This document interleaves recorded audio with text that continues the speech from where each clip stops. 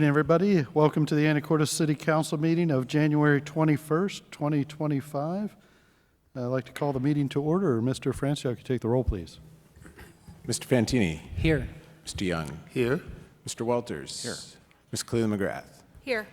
Ms. Moulton. Here. Mr. McDougall. Here. Ms. Hubick. Here. Thank you. Would you please join me in the Pledge of Allegiance?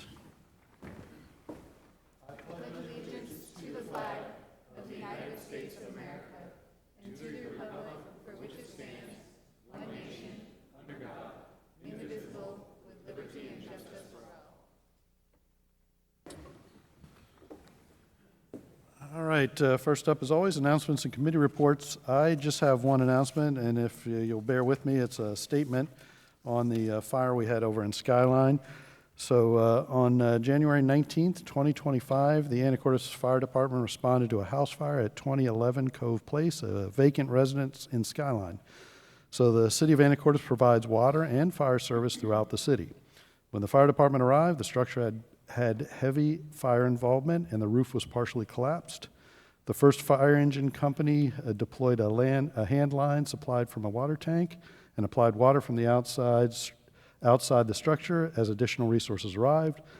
The engine was then connected to a fire hydrant at 2007 Cove Place, and a second hand line was deployed as crews initiated interior fire attack and performed a search for occupants as part of an offensive attack on the fire. Fire department staff discovered the attic was fully involved with high volume of fire, and it was deemed unsafe for staff. Staff withdrew from the structure after searching the majority of a single-level house that was known to have a low probability of occupants.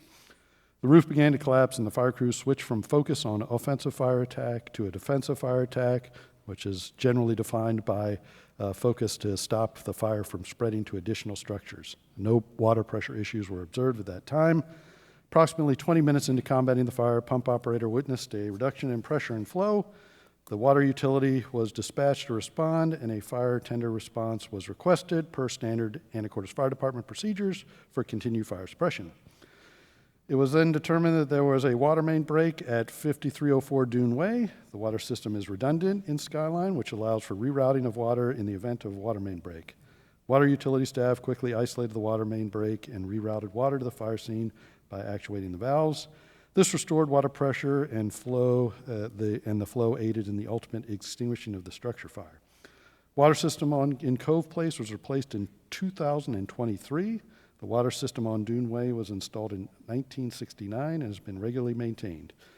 Fire flow is regularly tested by the water utility throughout the city. Each fire hydrant is tested every 2 years by Public Works at a minimum. And in 2024, additional hydrant operations were performed by the fire department while training 8 additional firefighters. City's water reservoirs were each full and operational at the time of the fire. Water main breaks do occur regularly despite regular maintenance and upgrades. Water breaks are a reality in every municipality. The Anacortes Fire Department is trained to respond to different contingencies and include water main breaks that arise on site when responding to emergencies. Full investigation into the cause of the fire, the dispatching, the response, and the water system is ongoing. However, it is unlikely the outcome of this fire would have changed based on the timeline of the water main breaking. We are thankful that nobody was injured and damage was limited to a single property. Council, any questions at this point? We'll provide more information as the investigation goes on, but I do have our experts here. Any concerns?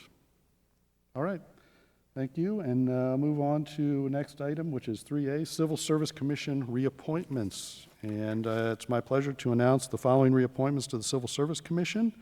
Civil Service Commission appointment is for a 3-year term. First is Vicki Stash to be reappointed for a 3-year term effective December 31st, 22 through December 31st, 2027. And Marianne Gutierrez to be reappointed for a 3-year term effective through December 31st, 2027. All right, next up is 3B, Public Works Committee report. Mayor Miller. Ms. Moulton. Hi. Sorry. The Public Works Committee met at 5 p.m. today. It was Mr. Walters, Mr. Young, and myself, and Public Works Director Andy Rayum and Engineer Logan Lee. And we spent quite a bit of time talking about the project on Commercial between 11th and 13th, the re-signalization of that intersection and what that will look like. And we'll have a presentation on that tonight. It's on our agenda.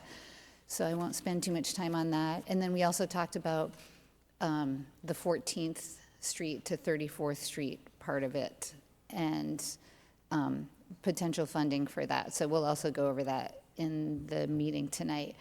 After that, we talked about some other street improvements, the crosswalk that will be at Safeway across Q. There will be 2 crosswalks, and we talked about what that might look like with more details to follow, talking about speed tables that will really slow people down and also make it safe for pedestrians and give everyone plenty of room at the same time.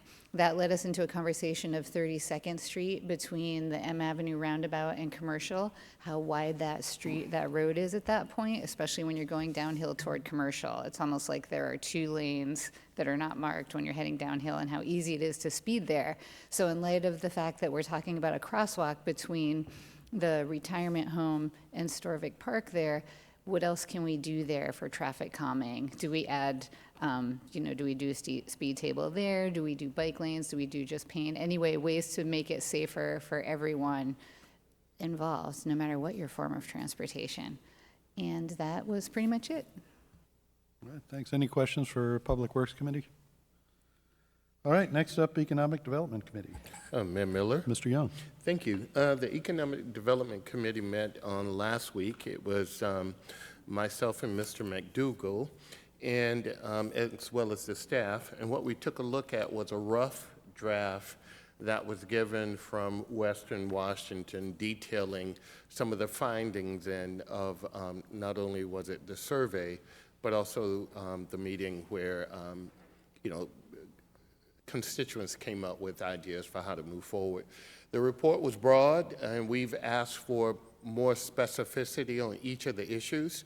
It addressed from the request by staff of the different corporations and businesses that were here. That was something that was requested.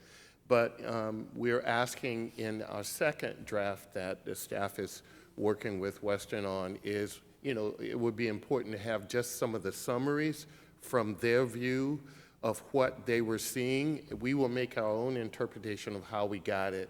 Looking at the data, it's a lot of data that was provided to us. But what we're going to do is we really want to look at it and look at the benefits, all the analysis of SWOT analysis of strengths, weaknesses, opportunities, and threats.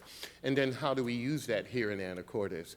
So part of that is just that fact that the rough draft came back. We've looked at it, and we're making some, we've made some decisions about what we want them to elaborate a bit further on. What we did have some insightful information that we think will be beneficial to our city. And so we're just working through those processes now, and as things move forward, we will keep you abreast, but the goal here is to come up with tangible solutions, tangible ideas, and what we're going to do at that point is begin the next phase of trying to figure out how do we implement it and how does that benefit our city. So it's a wonderful thing, but again, it's a process that takes just a little bit of time to do the analysis and come up with the solutions we want to work with that will work for Anacortes, because again, no solution works the same in every place when you have different people, different inputs. So thank you. Okay, any questions for Economic Development Committee? Okay, next up is public comment. Mayor. Oh, Ms. Cleveland McGrath. Sorry, did I miss? Probably can missed I some. miss Yep, of course. Thank you. My apologies for not being here last Monday, but my daughter got her first cast because she broke her arm. So don't wear socks when you're climbing your ladder on the bunk bed. We told her, but Anyway, so I wanted to do a quick update. Public safety there was a committee meeting on January 7th. I was the only one who attended, so I wanted to just give a quick summary about that. From a police perspective, staffing is going okay. We've got Officer Carter is now in phase 2 of field training. We've got a couple individuals that are going through the background process. And the police department and the HR department are working together to possibly host a public safety testing this summer in Anacortes. Hoping that that maybe helps show our town off when potential candidates are testing. Chief Floyd actually worked to secure a state boating safety grant for $20,000 for this year. It's a grant that we had received when the department had a boat years ago. Typically, it's $10,000. It's most likely reoccurring at the $10,000 amount, but there was surplus funds for this last year, so we were able to secure $20,000. So that is great. The whole idea is that it's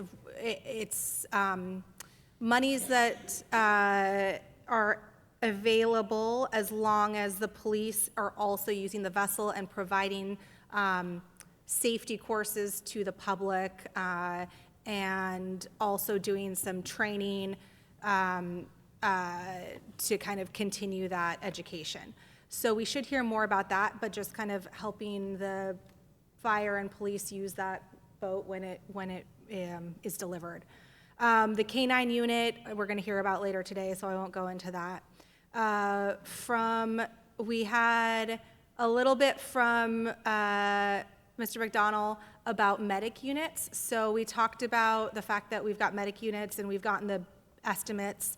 They're about $350,000, so it came in right where it had been budgeted. The one thing that I didn't realize is there is a component of the medic unit that lifts the gurney and puts the gurney in, and that is an additional $50,000. So just kind of goes back to our R&R funds and how do we make sure if that's a 10-year lifespan, is that something that rises to the level of do we need to include that for replacement? So just going to be coming down the pike in the near future. Mr. Fantini discussed the personnel summary, and there was just one thing I wanted to add to that personnel committee meeting that we discussed. It was brought to our attention, or my attention, that our public defender will be leaving the city in the near future. It's planned. Staff and the mayor have made plans for to have those responsibilities covered for a near term, but it is something that a lot of cities are going through, is how do you have access to a public defender? Is it best to have it contracted? That's what a lot of the other cities in our county have chosen, direction they have chosen. But I think that we have, as a city or as a council, just as a reminder, has on staff a public defender. And then we had, in the most recent budget for 2025, approved a second position because of the court proceedings that the Supreme Court of Washington State said about caseloads. We've put it in the budget, but delayed hiring that until we have more clarity for caseload. So I know that Mr. Walters brought up that second position. Is that something that could be contracted out? I just think that it's important that as council, since this is kind of to me, a policy issue of how, if we have it in-house or contracted out, hopefully we get an update in the near future about what direction we're leaning towards going. And that is it. All right, any questions for public safety? Sorry, I missed that one. And any other announcements or committee reports may have missed? Mayor Miller? Mr. Fantini.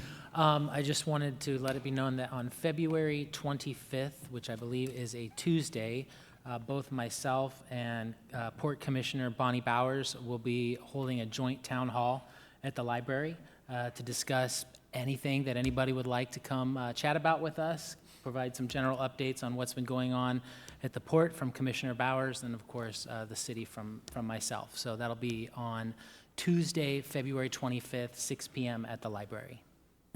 All right, thank you. Anything else? Before I move on to item 4, which is public comment. Any member of the public wish to address the council, anything that's not on our agenda? We do have 3 items on the agenda, hoping to get some public feedback.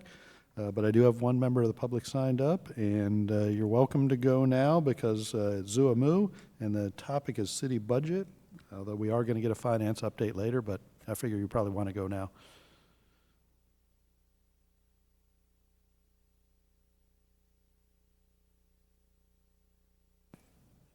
And I think you know the drill. State your name and city you live in for the record. And we have a new microphone, so if you want to make sure you get the. Oh, I didn't realize you had a slide presentation. Okay. But we still use 3 minutes, and we have a new timer that we can see how that works for you.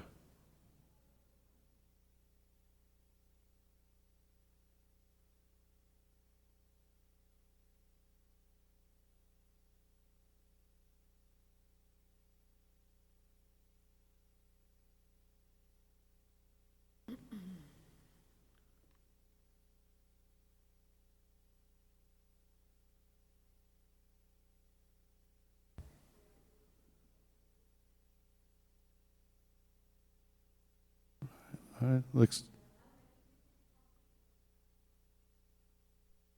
okay. And again, make sure the microphone's turned on, and now it's a green light. Is it on? There we go. Okay, There. thank Okay, you. we're ready for you. Good evening, council members. And my name is Zua Mu, Anacortes citizen.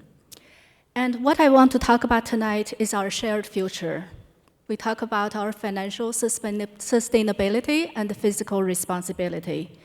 And I reviewed our council meetings in the past several weeks, as well as 2025 budget, and also actual operating expenses revenues for the past couple of years. And here I want to bring to the council's attention a $124 million budget as of the end of November on the website. I've heard different numbers after that.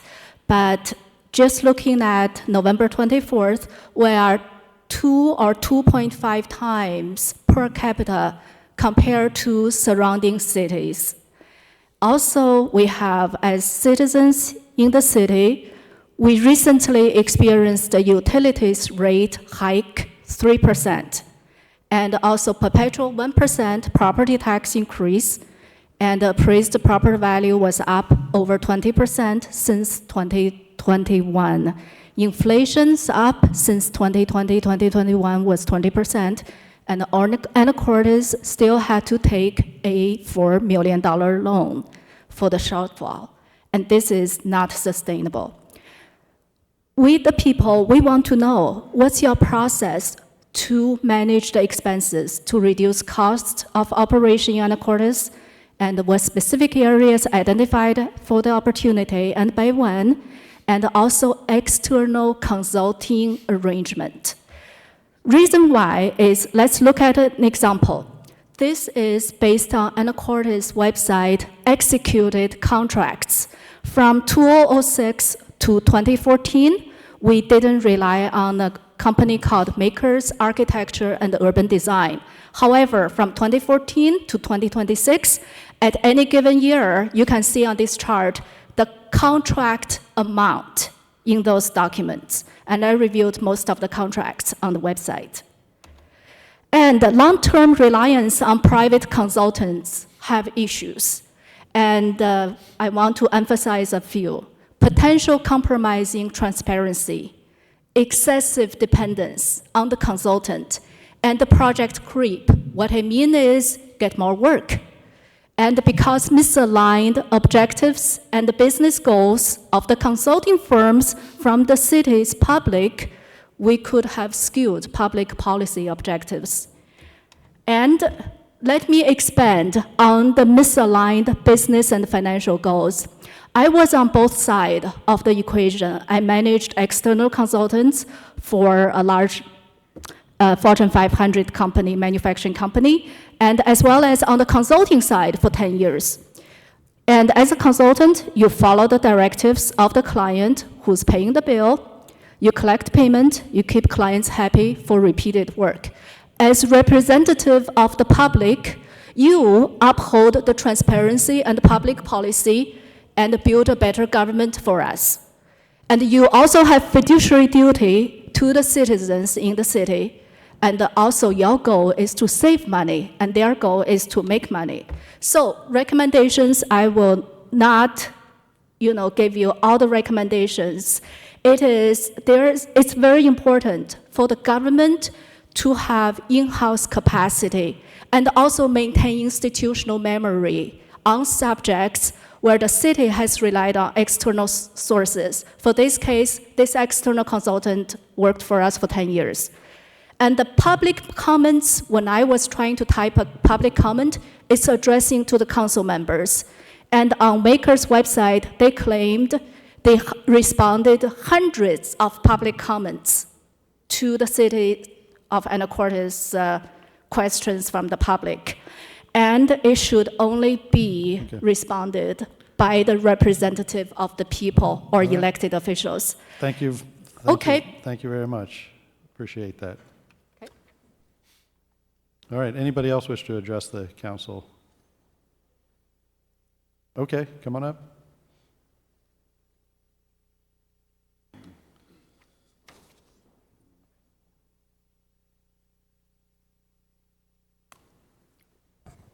Good evening, Mayor, council members. I'm Pat Gardner, Anacortes. You brought up a point about the sidewalk crossing from Safeway over to the marina or towards, the Anthony's. This was discussed some time ago where the safety factor of having sidewalks where they had those little blinkers either in the lines or on the sides or something. But I haven't seen anything or read anything where that might be implemented, especially near the schools. It would help, especially along by Safeway and that area, like you said, be keeping the speed down and let people know that they're pedestrians wanting to cross, but having some sort of flashing light or something there. Another thing is I noticed tonight coming to work, 2 people running red lights. I don't understand why people are getting away with it. There are a lot of, I call it Yahoo drivers that are ignoring, and where we have a good police department, but where are those to enforce this, and are the penalties strong enough to deter future red light runners? Thank you. Thank you. Anybody else? Okay, again, we have discussion items for the rest of the agenda, so I look forward to hearing from you. Next up is our consent agenda, items 5A and B. Council.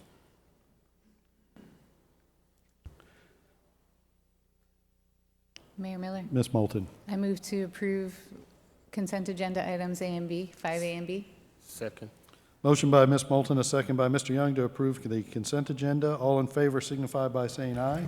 Aye. Any opposed? Motion carries. We are on to item 6, which is other business, and this is a finance update. And Mr. Hoagland's making his way up, and this is a discussion item, and encourage members of the public if they wish to engage in that discussion. Mr. Hoagland. Thank you, Mayor, members of the council, and members of the audience. So I have the same material that I generally go through, so it should look familiar. Apologize, it'll take me just a second to get things up and running a little bit. So in addition to these typical charts that I generally show, I will also go through our impact fee, cash, and then the results of the Transportation Benefit District, the TBD spending for 2024. This is that, I know that kind of confuses things, those extra columns, but this is that overall chart that I like to start out with. This is the bar chart representing those primary tax revenue streams, and this is the detail of those tax revenue streams.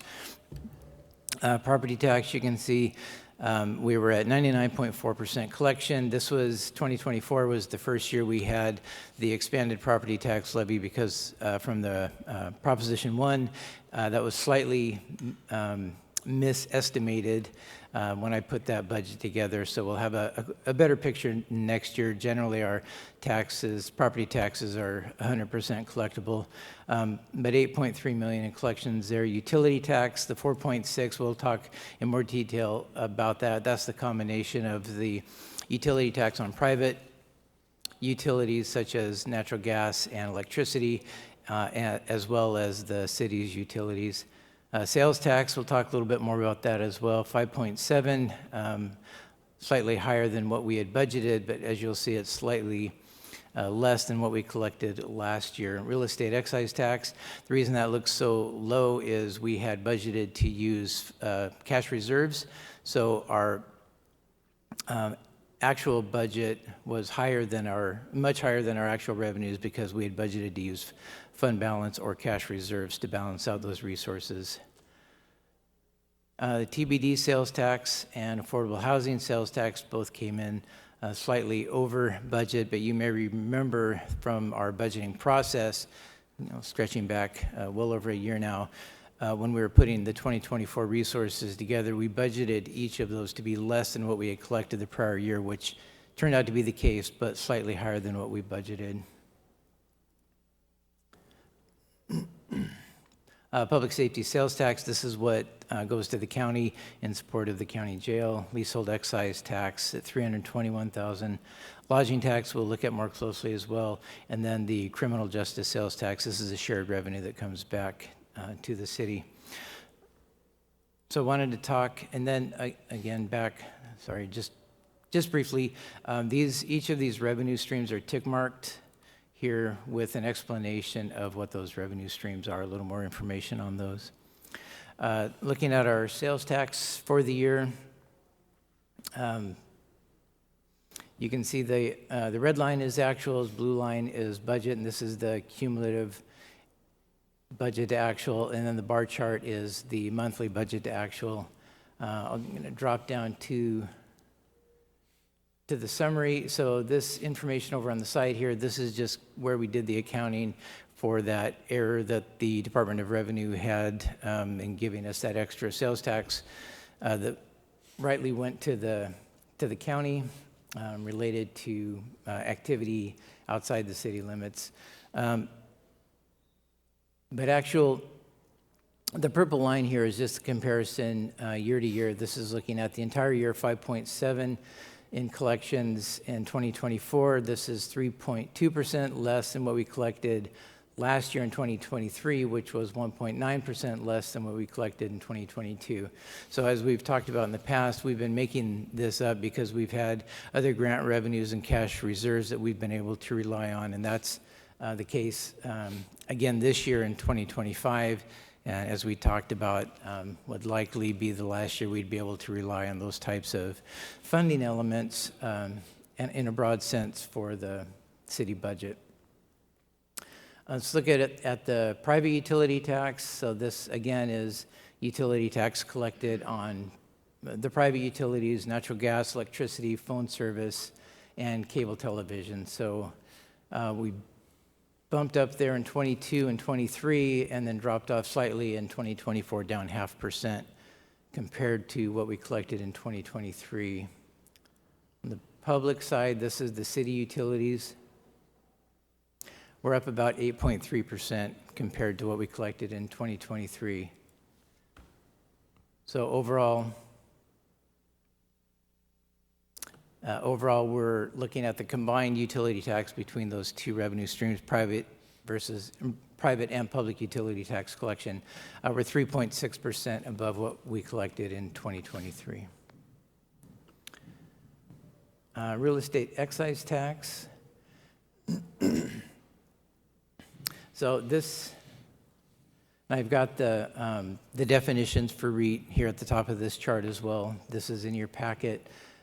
Looking at what our collections overall for the year, 1.3 million, just slightly less than what we collected in 2023. It's down about 7%. 2023 was down about 7% compared to 2022. And this is the tax that's collected on homes that are sold after they're built. So the first time a house is built, city collects sales tax from that activity. when it's subsequently sold, the city collects real estate excise tax, is restricted for public works projects. And this revenue streams continues to be pretty strong. So these two balances here is what we have at year end for both REIT 1 and REIT 2. So there's slightly different uses for what they're 0.25% collected on the sale of real estate, REIT 1 and REIT 2. But combined, we ended the year at 4.4 million. So I put in here estimated transfers at 1 million. We still have a few year-end expenditures that we're waiting to come through to do our final reconciliations, but it'll be roughly 1 million in total transfers into the other funds that are supported by this revenue stream, primarily the Fund 104, which is street maintenance, 105, street construction, 108 is parks construction, and then a little bit coming back into the general fund for some of the work the facilities department did. So right now it's shaping up to be slightly less than 1 million. I rounded that off to 1 million just for our purposes here tonight. I'll have a final number in another week or two. But that should leave us with about 3.4 million in REIT cash once those transfers are done. So this can be used in support of moving forward into the 2025 budget.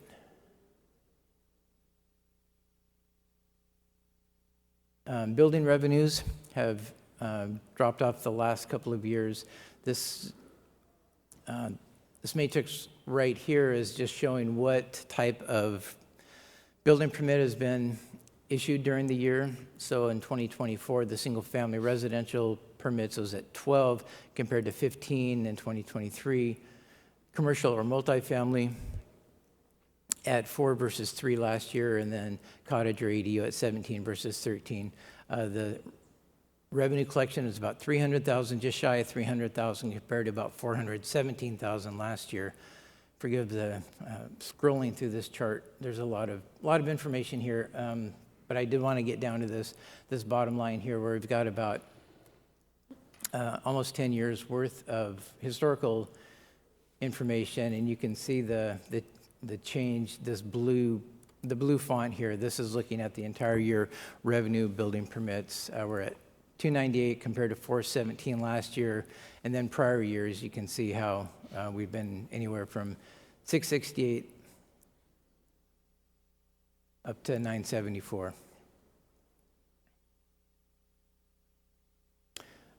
Move on to impact fees real quick, and we'll talk a little bit more about this in more detail in a little bit. But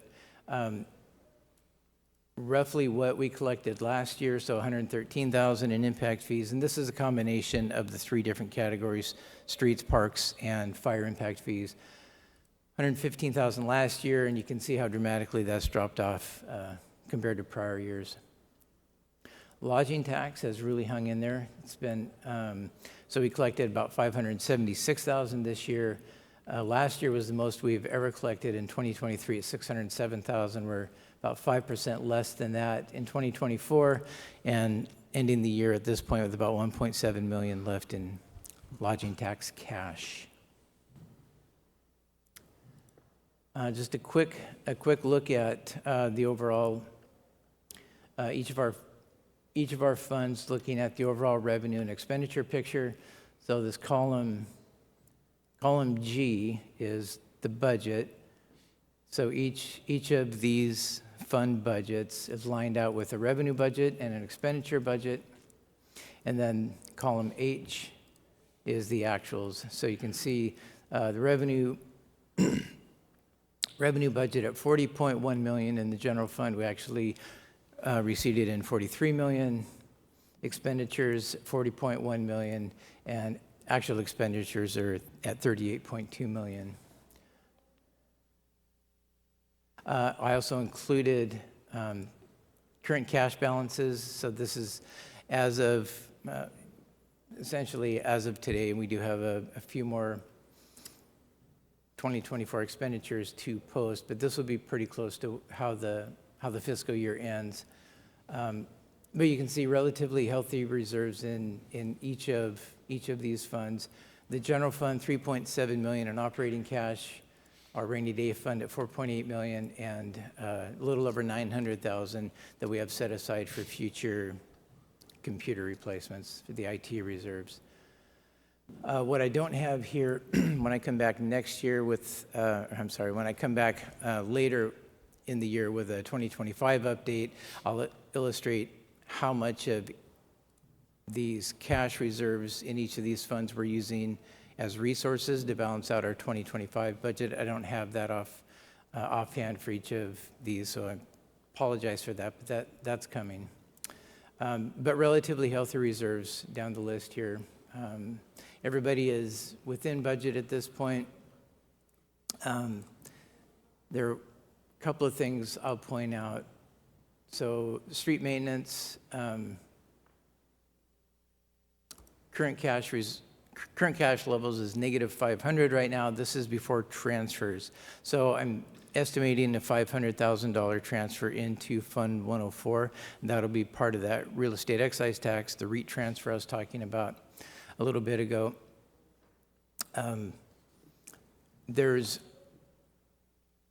In this fund, I think we have about $300,000 budgeted in cash reserves to balance out the resources for the 2025 budget. So using $500,000 would provide enough resources for that 25 budget, and then a little bit of a buffer for, fluctuations in cash flow as we go through. Fund 105, similarly, about 21,000 negative at this point, and there's 336,000 in transfers identified that'll come back into Fund 105. Washington Park, still healthy. Mayor Miller? Ms. Moulton? Thank you. Thank you, Mr. Hoagland. So back up to, so street maintenance and construction. So the reason those revenue numbers are lower are due to just the dip in revenue that the city has received this year? Yeah, so good question. So looking at the street maintenance fund, there was actually, I'm trying to remember now. There was a large amount of cash reserves that were budgeted for Fund 104. And that transfer hasn't been made yet. And so we've had about 3.6 million in expenditure activity, and part of the revenue, a large part of the revenue that was budgeted for 2024 is in those transfers from REIT. So that hasn't been done yet. That's the primary reason that revenue number is so low.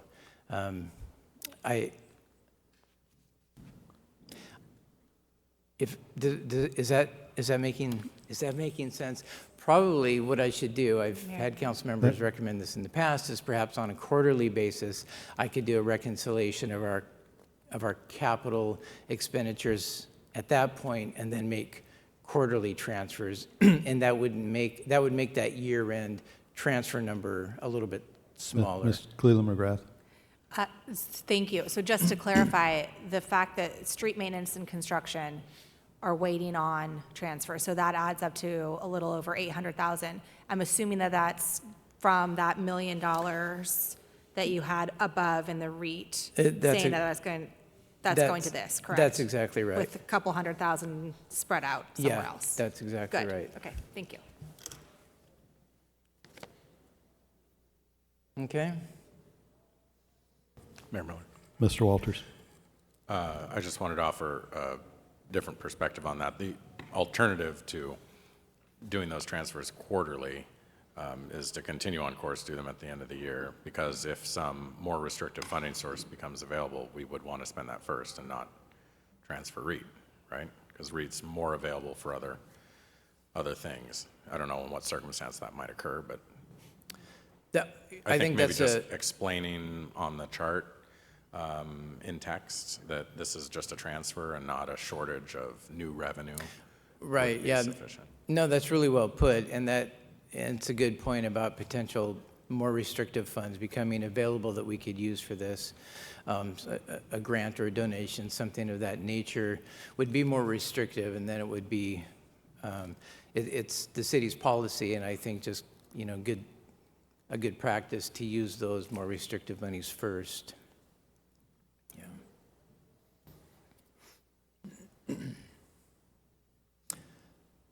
Parks capital, we have about 69,000 identified at this point. That'll come back into that fund. That'll bolster that 13,000 in cash reserves.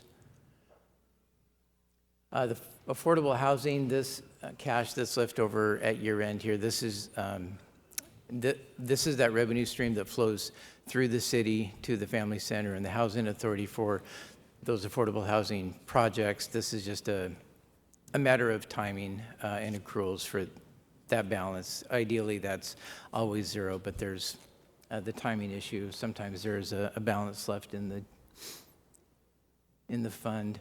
So our impact fees, this is the amount of cash we have in each of those categories. Let's see, I have, maybe this is the best time to pop that impact fee report up. So impact fees are a restricted revenue that we, the RCW identifies the collection and of those impact fees and then how they can be used, and they have to be spent within 10 years. So it's a little bit complicated, maybe a little bit cumbersome, this spreadsheet, but I'm trying to illustrate two things here. So if you jump out to column U, 2024, this row 4, you show the starting balance of cash for that year, and this is in the street impact fee category. So we started the year with 14,000, collected 43,428 during the year. Didn't spend anything. That resulted in $57,623. So this is how we track that we ensure, so that we are sure to spend those monies within 10 years. So this is how we track and illustrate that the oldest impact fees are being spent first. So this $57,000 that we have, you can see 14 of that, 14,194 was actually collected in 2023. So if you scroll back to this side, 2023 collections was 76,000, and those monies have to be spent by 2033. So if you scroll back over and look at if you look at the formula here from 2023, you can see we've identified these monies that we had carried over from the prior year, and then a portion of the monies that we collected in 2023 was combined to spend on the R Avenue project last year, and that totaled $784,000. So all of that to say this is the oldest money collected in 2020, 2021, 2022. That was all spent before we started spending the money collected in 2023. And then what was left of that, 14,194, carried over into 2024. And then we collected an additional 43,000, giving us $57,623 left in the impact fee category. Mayor Miller? Ms. Moulton? Thank you. So, Mr. Hoagland, the $784,000, did you say that was that like our match for our avenue? Because my understanding was that, was it WashDOT that was paying for most of that, or? Yeah, that's correct. So that was our portion of that project. It was primarily grant funded. Impact fees have to be spent on projects that were identified in the impact fee study that established the impact fee rate. So when we have a project that qualifies for the use of those impact fees, so that's kind of back to Mr. Walter's point of those restricted monies. Like impact fees are more restrictive than REIT, so we had the opportunity to use those on our avenues, so we did that. Mayor Miller? Ms. Cleveland McGrath? So looking at the collected in 2022, the ending cash balance of $722,000, which then rolls over to 2023, Did that 722,000 include some of the grant we received for the R Avenue project? No, so this is specific to impact fees. Yeah, this is Okay. just impact fees. So this is, I pull all of this information right out of the general ledger and plug it into this spreadsheet. So this spreadsheet is just how we track those. So this is our balance, starting balance, what we collect each year, and then what we've spent out of that. Yes. Not including the grants we receive. Correct. Yep, you Okay. got it. Thank you. So I know that's a little bit confusing, but this is also included in the packet. I want to give a quick overview. Please give me a call if any of this, you have questions on any of this. I'm happy to work through it. Mayor. Mr. Walters? It does seem to me that our understanding of where we are with impact fees would be improved a little bit if we broke impact fees into 3 different funds for each of the types of impact fees. They got to be managed differently. They're managed by different departments. And you could look at the fund balance for the fire impact fees and see how much is in fire, and the street impact fees fund balance and see how much is in the streets. Wouldn't have to have the subsidiary chart. You would still have to maintain this spreadsheet, obviously, to track the spending over time. I think that would be an improvement to the budget's structure, though. Yeah, no, that's not a bad point. It would make it much more clear. Yeah.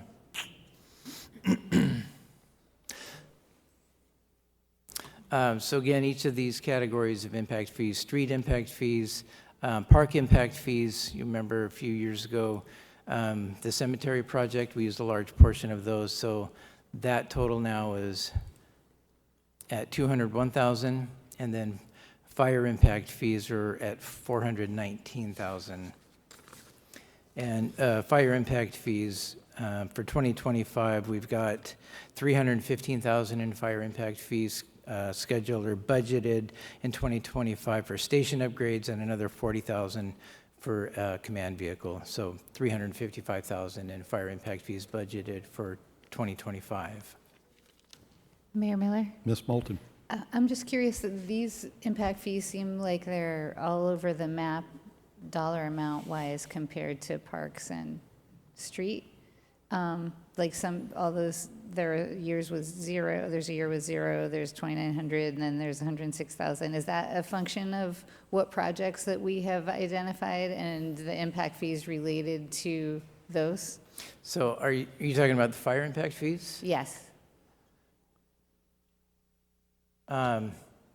So at one point, maybe it was back here in 2019, there was a new impact fee study put in place that dramatically changed the fire impact fees. Oh, that's right. Okay, thank you. Yeah, for buildings over 3 stories, I think was the... Right, I'd forgotten about that. Okay, thanks. Okay, we jump out of this back into our regular chart. So there's the summary of the impact fees. And we didn't have any, in 2024, we didn't budget to use any of those monies. The 113 fund, the ACFL Management Fund, so healthy fund balance of 506,000. That looks like a made-up number. It's not, though. It's actually what the balance is at this point. Lodging tax we spoke about, real estate excise tax, we talked about that. This chart that I included here is kind of a summary chart of what we just talked about, how we ended up with the projection of 3.4 million left in REIT once our transfers are done for 2024. The water fund, very healthy. Again, I did want to point out here, we've got a $4 million interfund loan receivable.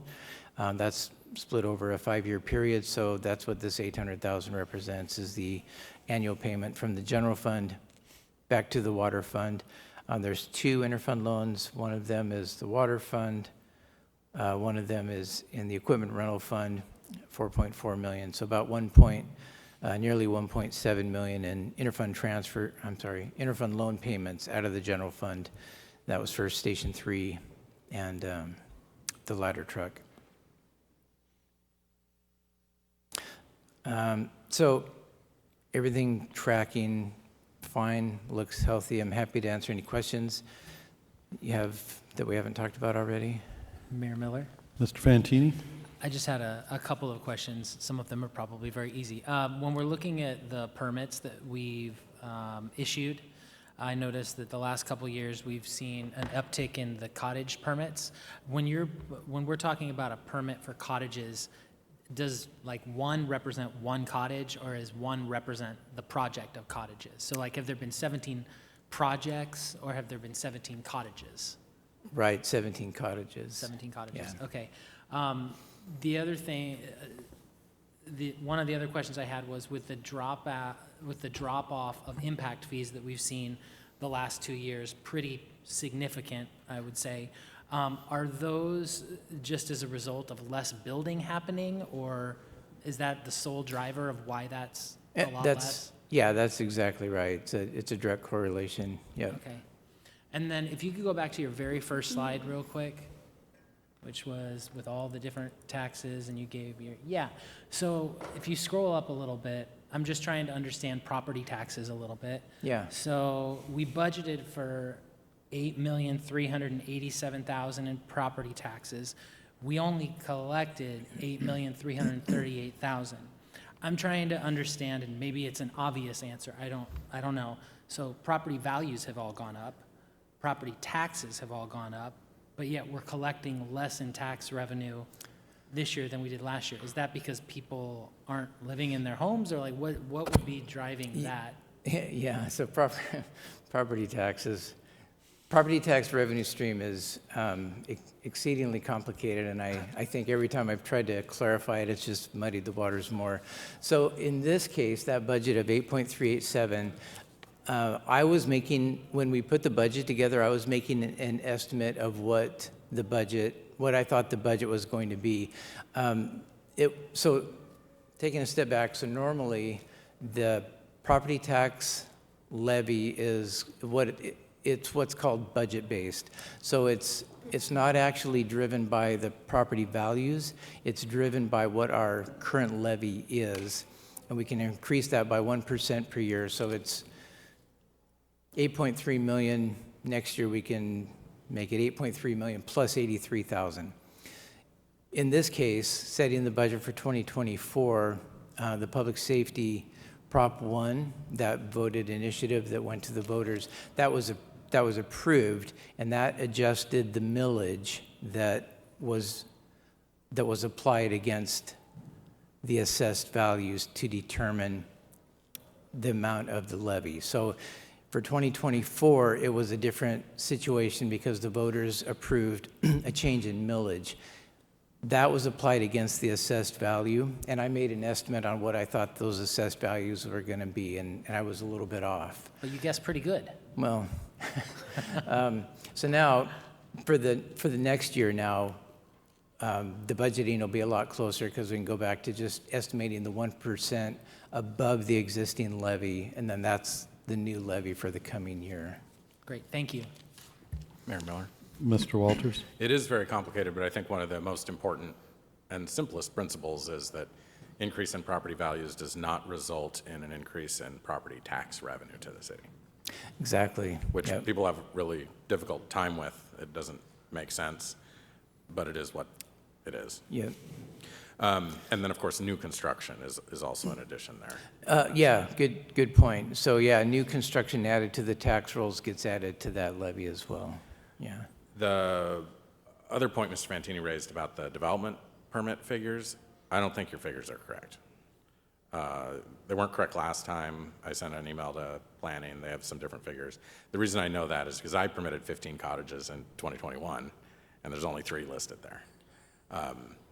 So I wonder if it is, as Mr. Fantini suggested, one permit rather than number of units. Yeah, and I know when we were transitioning to the SmartGov system, I know that there was some inconsistency in the way that those new constructions were being permitted at that time as well. So I wouldn't necessarily bet money on the numbers that I put up there, but I think we had a period of time where we didn't necessarily have like a category for cottages, and so there was a combination of like cottages, or a period of time where cottages were permitted as single-family residents. Yeah, I recall that discussion on council where we were figuring out the best way to count them. And when you change the way you count something, there's a good chance that you're going to get some errors in there. So 2021 makes sense that there's errors, but we'll still try to refine that. Yeah, Or yeah. whatever No, council and wants to. I'm sure the main thing council wants is to correctly count them. Well, Yeah, and I am not concerned about the number of cottage units. I'm concerned about the trend over time of Yeah. just housing units generally.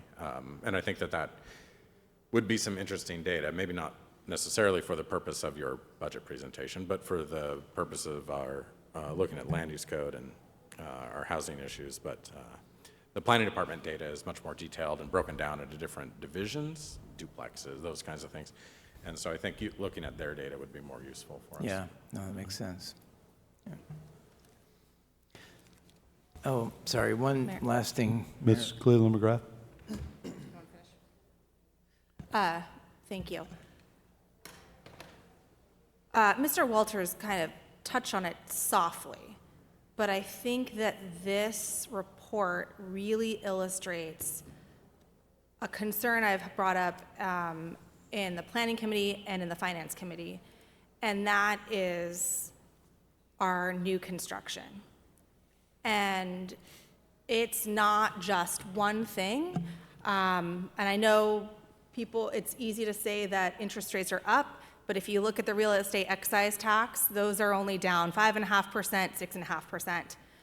Our permitting collections are swinging down 30%, 20%, significant amounts, which then, I mean, in 2020, we were at 668,000. 2022, we're at 727,000. We're down to $298,000 in permit revenues for the year. That affects our impact fees. You did bring up about Ms. Moulton brought up about the fire impact fees, and it was really obvious there since there were zeros. But all of those three categories have dropped off a cliff.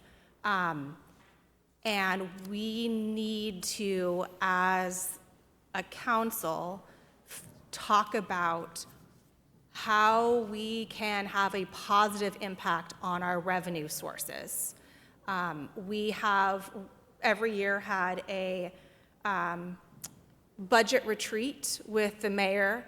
I really request that our retreat this year focuses on our revenue options and does a deep dive, because when we look across the board of all of these, they're all 1%, 2%, 5% on REIT, but this is down 20, 30%. And that then goes to our sales tax revenue. And the fact that we are not at a crisis moment of how do we fix this immediately is a problem to me. And partially because we've heard folks talk about how challenging it is to get the permits through the department. And it's not just that one situation, but we have got to address this because everything counts. And yes, we don't have a lot of vacant land that can hold a brand new house on it, single family home, but there is a lot of land that can accommodate denser housing throughout our community. And we have got to not be the problem. So I just want to put that out there, and hopefully we can really have a deep dive of our revenue forecasts and how we can have a positive impact moving forward. Mayor Miller? Mr. Young? No, I just wanted to echo agreement with Ms. Cleveland McGrath. You know, the city is working incredibly hard to try to maximize the best use of the dollars. But the reality is we do need to have a conversation of bottlenecks or things that we can do in order to understand what's happening and how we move forward. So I'm in full agreement with that. I just think it's a critical part of the discussion we need to have openly, and then figure out a solution and then move forward as a city. So thank you. Mayor Miller? Ms. Moulton? I also concur with that strategy.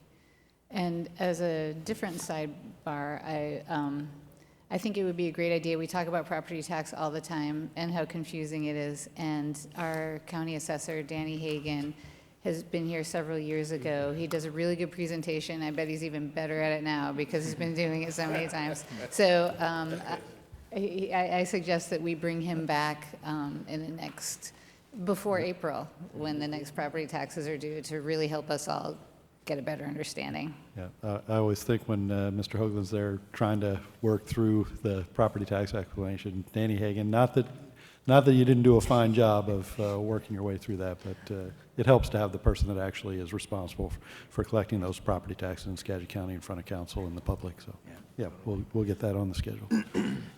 Mayor Miller. Mr. Walters? I guess I would also like to voice support for Ms. Cleland McGrath's idea, in part, and disagreeing in part. Agreeing in part because the addition of housing is a one-time sales tax payment. That would help us. However, our long-term problem is not a one-time revenue problem. So in addition to the sales tax on the sale of a new home, which is, again, is only a one-time deal because the second sale is REIT, not sales tax, which is income, which is restricted revenue. We need to have a broader conversation about how we can generate more sales tax in the community generally, because property tax increases at 1% a year, and inflation right now is closer to 2%. 2% is double 1%. And in the past several years, it's been 20% over 3 years. So the property tax revenue stream simply does not grow at the speed our expenses grow. Sales tax does because it's indexed to sales. It's a percentage of sales, and property tax is absolutely not a percentage of value. So we need to figure out a way that we can shift our reliance from property tax to sales tax. Sales tax having the negative effect of tracking the economy, and so dropping when sales drop, but at least it also grows over time, whereas property tax stays the same. That is that longer term structural problem that I talked about a little bit during our budget season last year. We've got to get into that. We've got to figure out how to generate more economic activity, but sales tax generating economic activity that helps us keep up with increased rate of inflation and inflation of our expenses. And looking at this chart, and obviously we're all looking at the numbers of building permits, and we all know that construction is one of our top 5 retail sales tax generators. So yeah, it's a very important discussion. And Steve, I don't want to put you on the spot, but I think for our regular updates, we should probably have the sales tax, the generic, just the reminder of where they are as we, our top 20 sales tax generators. So council's aware. Oh, right. So areas that they can focus on what policy changes might help induce those additional sales taxes as we continue to see housing, construction, online sales, maritime, or boats, cars, our perennial top 5. And Yeah. I think that's good for council to continue to see. Yeah, exactly, yep. Because I know we're always looking at that. So last thing I was gonna share, the overlay. So just real quickly, we didn't get this put up onto the city website yet. We'll do that tomorrow. But this is just a summary of the transportation benefit districts spending the TBD money. So that's the overlay is. It's a combination of the transportation benefit district sales tax, utility tax generated off of the solid waste trucks, and some real estate excise tax as well as property tax. But $2.2 million in total for 2024, and we put a list of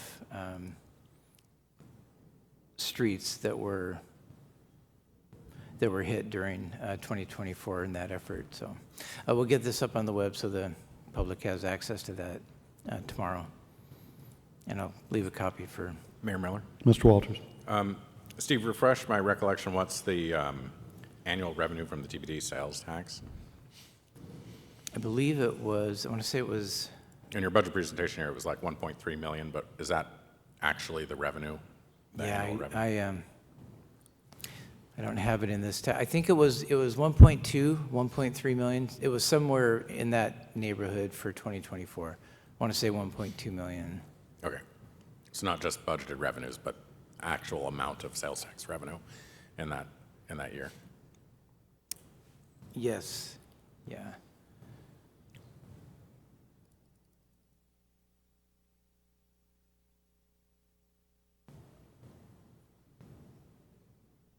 No, sorry, forgot. We don't have that we don't have that broken out any longer. It's in Fund 104. But yeah, I can get that breakdown too of those Fund 104 revenue streams so you have a clear picture of that. That'd be good. Thank you. Okay. Mayor Miller? Mr. Fantini.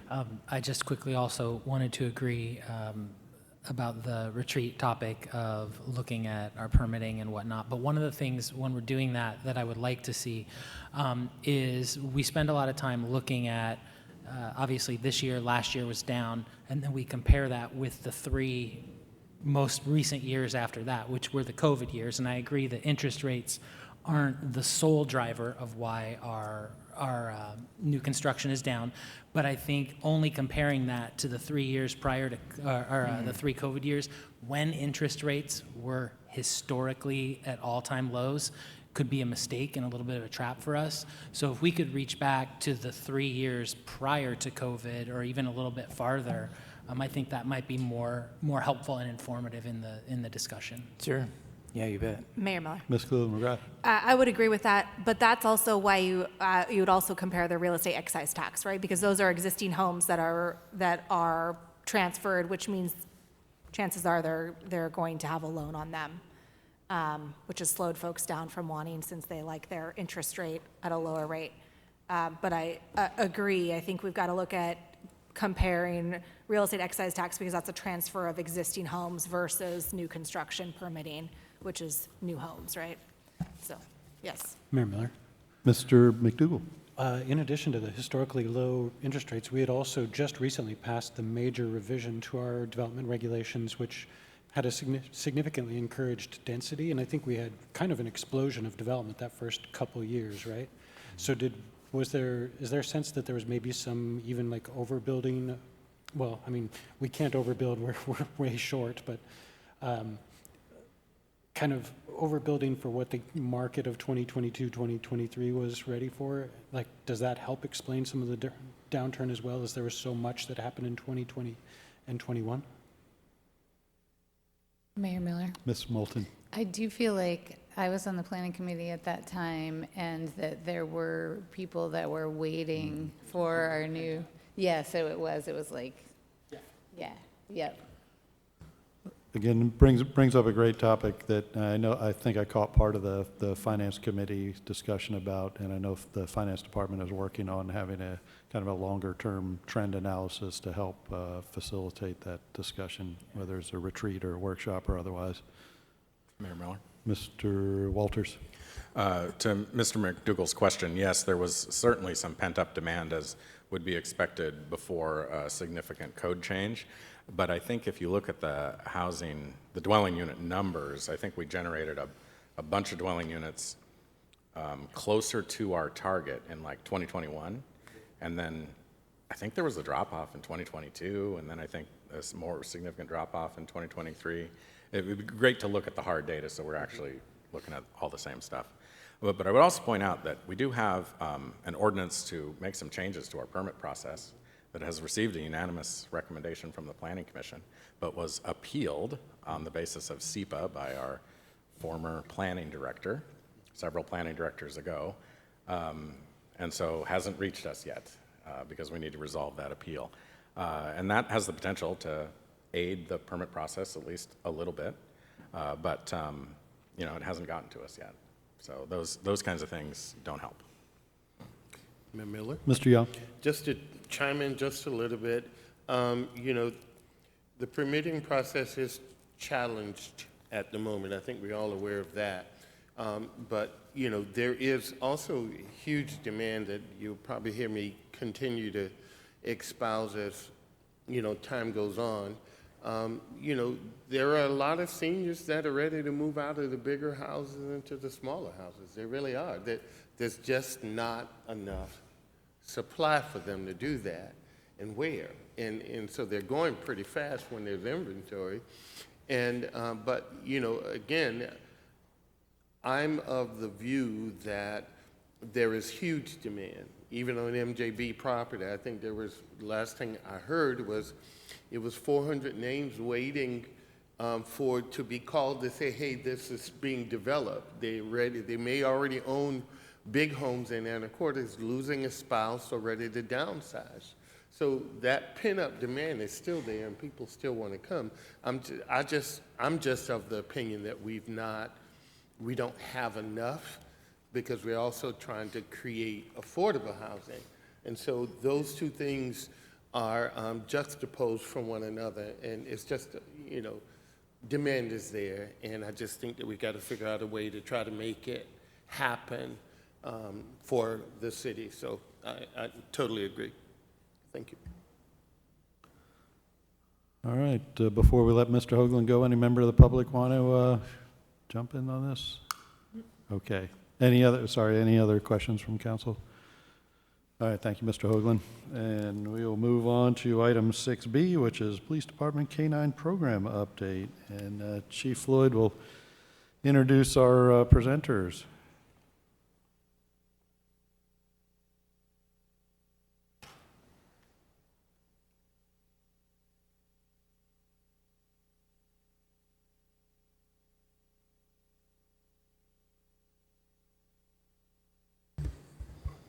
Good evening, Mayor Miller, members of the council, and members of the audience. Before I turn it over to Sergeant Clifford and Officer Hatcher as our K-9 officer, I just wanted to make one quick update to Ms. Cleveland McGrath's Public Safety Committee update. And she doesn't need to cringe. This was a development that occurred after the meeting, but before your update. Our two prospective candidates that were in background have now accepted final offers and will be starting beginning of next month and are slated to attend the academy in the regional academy in Arlington in March. So things are looking up on that front. Tonight I'm here with Sergeant Clifford and Officer Hatcher to give you a program update on the status of our K-9 program. As you know, T-Bone has retired, and well-deserved after working in the city for many years, taking narcotics off the street and making our streets safer. And our replacement dog is already in town. They just got back from picking him up from our vendor that was selected, and he'll undergo training starting the beginning of February. And we will come back to you again once we have completed that training and achieved a state certification. Mayor Miller? Mr. Young? You know, I know you're going to give an update. You know, I'm a dog lover, I'll confess. So although T-Bone has retired, I was just wondering to follow up. Did he go out to pasture and, you know, yeah, for a good life, the rest of it, yeah. As I understand, he's living a comfortable retirement at Officer Hatcher's house. Yes. All right, can you guys hear me all right? Got you loud and clear. All right. Mayor, members of council, members of the public watching here remotely, for anyone that doesn't know me, I'm Terrence Clifford. I'm a sergeant with the police department, and I'm the coordinator for our K-9 program. And tonight I'm proud to be here to give you guys an update about where our program is. But to start it off, I thought I'd talk a little bit about our existing K-9 program and some of the accomplishments it's had so far. The existing program was implemented in 2015 in response to community concerns regarding drug activity. It focuses solely on narcotics detection. It's deployed in a hybrid schedule to increase the likelihood of availability during busier hours and can also respond after hours as needed. K-9 T-Bone was a 10-year-old Labrador Retriever. He's trained to detect the odors of meth, heroin, cocaine, ecstasy, and as of 2024, fentanyl. Since 2016, K-9 T-Bone has been deployed 1,275 times, consisting of 831 deployments for our agency, 378 for other agencies in the area, and 66 deployments for the Drug Task Force. He's contributed to the seizure of over 1,037 pounds of meth, 24 pounds of heroin, 216 pounds of cocaine, and 58 grams of ecstasy. Since our agency started tracking the seizures of fentanyl in February 2023, T-Bone's contributed to the seizure of over 29 pounds of suspected fentanyl powder and 55 pounds of pills suspected to contain fentanyl. Just for the sake of context, according to the DEA, 2 milligrams of fentanyl is a potentially lethal dose, and about 42% of pills tested for fentanyl contained at least that amount. That equates to about 95,254 lethal doses of fentanyl per pound of pills seized, approximately, according to those statistics. So a big impact there. K-9 T-Bones also serve as a valuable public relations tool. The team conducted 56 demonstrations showcasing K-9 T-Bone's ability to detect narcotics or the odor of narcotics. And these demonstrations have occurred in a multitude of different events, ranging from large-scale community events such as Bark in the Park and National Night Out, to smaller locations such as schools and for local service clubs. And of course, that doesn't take into account the informal demonstrations and contacts with the community that many of us have had that occur in different locations as well. K-9 T-Bone also has a digital footprint that contributes to positive public relations within our community and beyond. He currently has an Instagram page with over 2,200 followers. Due to K-9 T-Bone's age, as Chief Floyd had mentioned, he retired earlier this month, and with the level of success our K-9 team has had, a succession plan has been implemented, which involves both replacing K-9 T-Bone, as he discussed earlier, and increasing the capabilities of the next K-9 team to better serve the needs of the community. We'll talk a little bit about those increasing capabilities. So as I mentioned before, there is room for growth in our program. Our previous K-9 team was single purpose with the sole focus on narcotics detection. K-9 teams can be trained, though, to be dual purpose, where they also have the capability to locate individuals. We're moving forward with the next K-9 team being trained as a dual purpose team, which will positively benefit the city and its citizens in several ways. Namely, that would be in the area of improving public safety in the city of Anacortes and neighboring communities while adhering to existing laws, through expanded capabilities to locate and apprehend fleeing suspects, and increased likelihood of de-escalation by incorporating a new, regularly available resource that can be used that can prevent the use of force via deterrence, and creating space and serve as an additional, less than lethal use of force option if needed. I'm going to talk about that first goal, which is expanded capabilities to locate and apprehend fleeing suspects. So our jurisdiction has a residential population of nearly 18,000, and it's a diverse jurisdiction. It encompasses an area of 15.5 square miles, includes numerous marinas of various sizes, including the large Cap Sandy Marina, 19 parks covering almost 3,200 acres of space with 65 miles of trails, a state highway, and state and county operated ferry systems with off-island routes, both international and inter-county. What's that mean from a law enforcement perspective? Well, once someone's in Anacortes, there are ample locations where a person could escape or hide while fleeing from the police. Think about those large city parks with those large areas we discussed, large wooded areas such as the Anacortes Community Forest Lands, marinas with large docks, and expansive residential areas with yards and other property curtilage. So in essence, the things that make our community a unique and wonderful place to live also pose challenges in regard to apprehending fleeing suspects. There were also, as we're well aware, legislative challenges.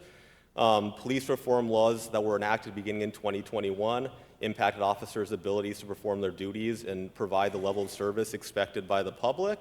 Some areas impacted by this legislation included investigative detention in pursuits, and these restrictions emboldened those engaged in criminal activity. Notably, several of these restrictions have been lifted or modified over time as the impact has been seen, but in seeing these restrictions being lifted, the public expectation is pretty clear, and it's that those who are engaged in criminal activity should be apprehended so that they may be held accountable through the appropriate judicial process. But there are limitations of traditional law enforcement in accomplishing that. If somebody flees from a detention or arrest, officers could pursue on foot, but there's little that can be done if the person successfully evades the officer or is able to hide somewhere. Officers can also engage in vehicular pursuits, but the ability to do that was severely limited for several years until a change in the law in 2024. Fleeing from the police in a vehicle is still likely to occur at an increased rate due to people engaged in criminal activity being more accustomed to the restrictive law that was previously in place. And it's not uncommon for people to abandon their vehicles and flee on foot following a vehicle pursuit. All of these factors pose challenges to successfully finding a fleeing person. A dual-purpose canine can help, though. They can be utilized in a multitude of ways that greatly augment an agency's ability to apprehend fleeing suspects.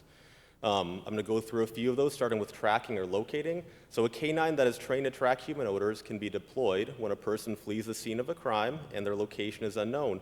And through this tracking capability, the suspect is often located and is then safely able to be taken into custody.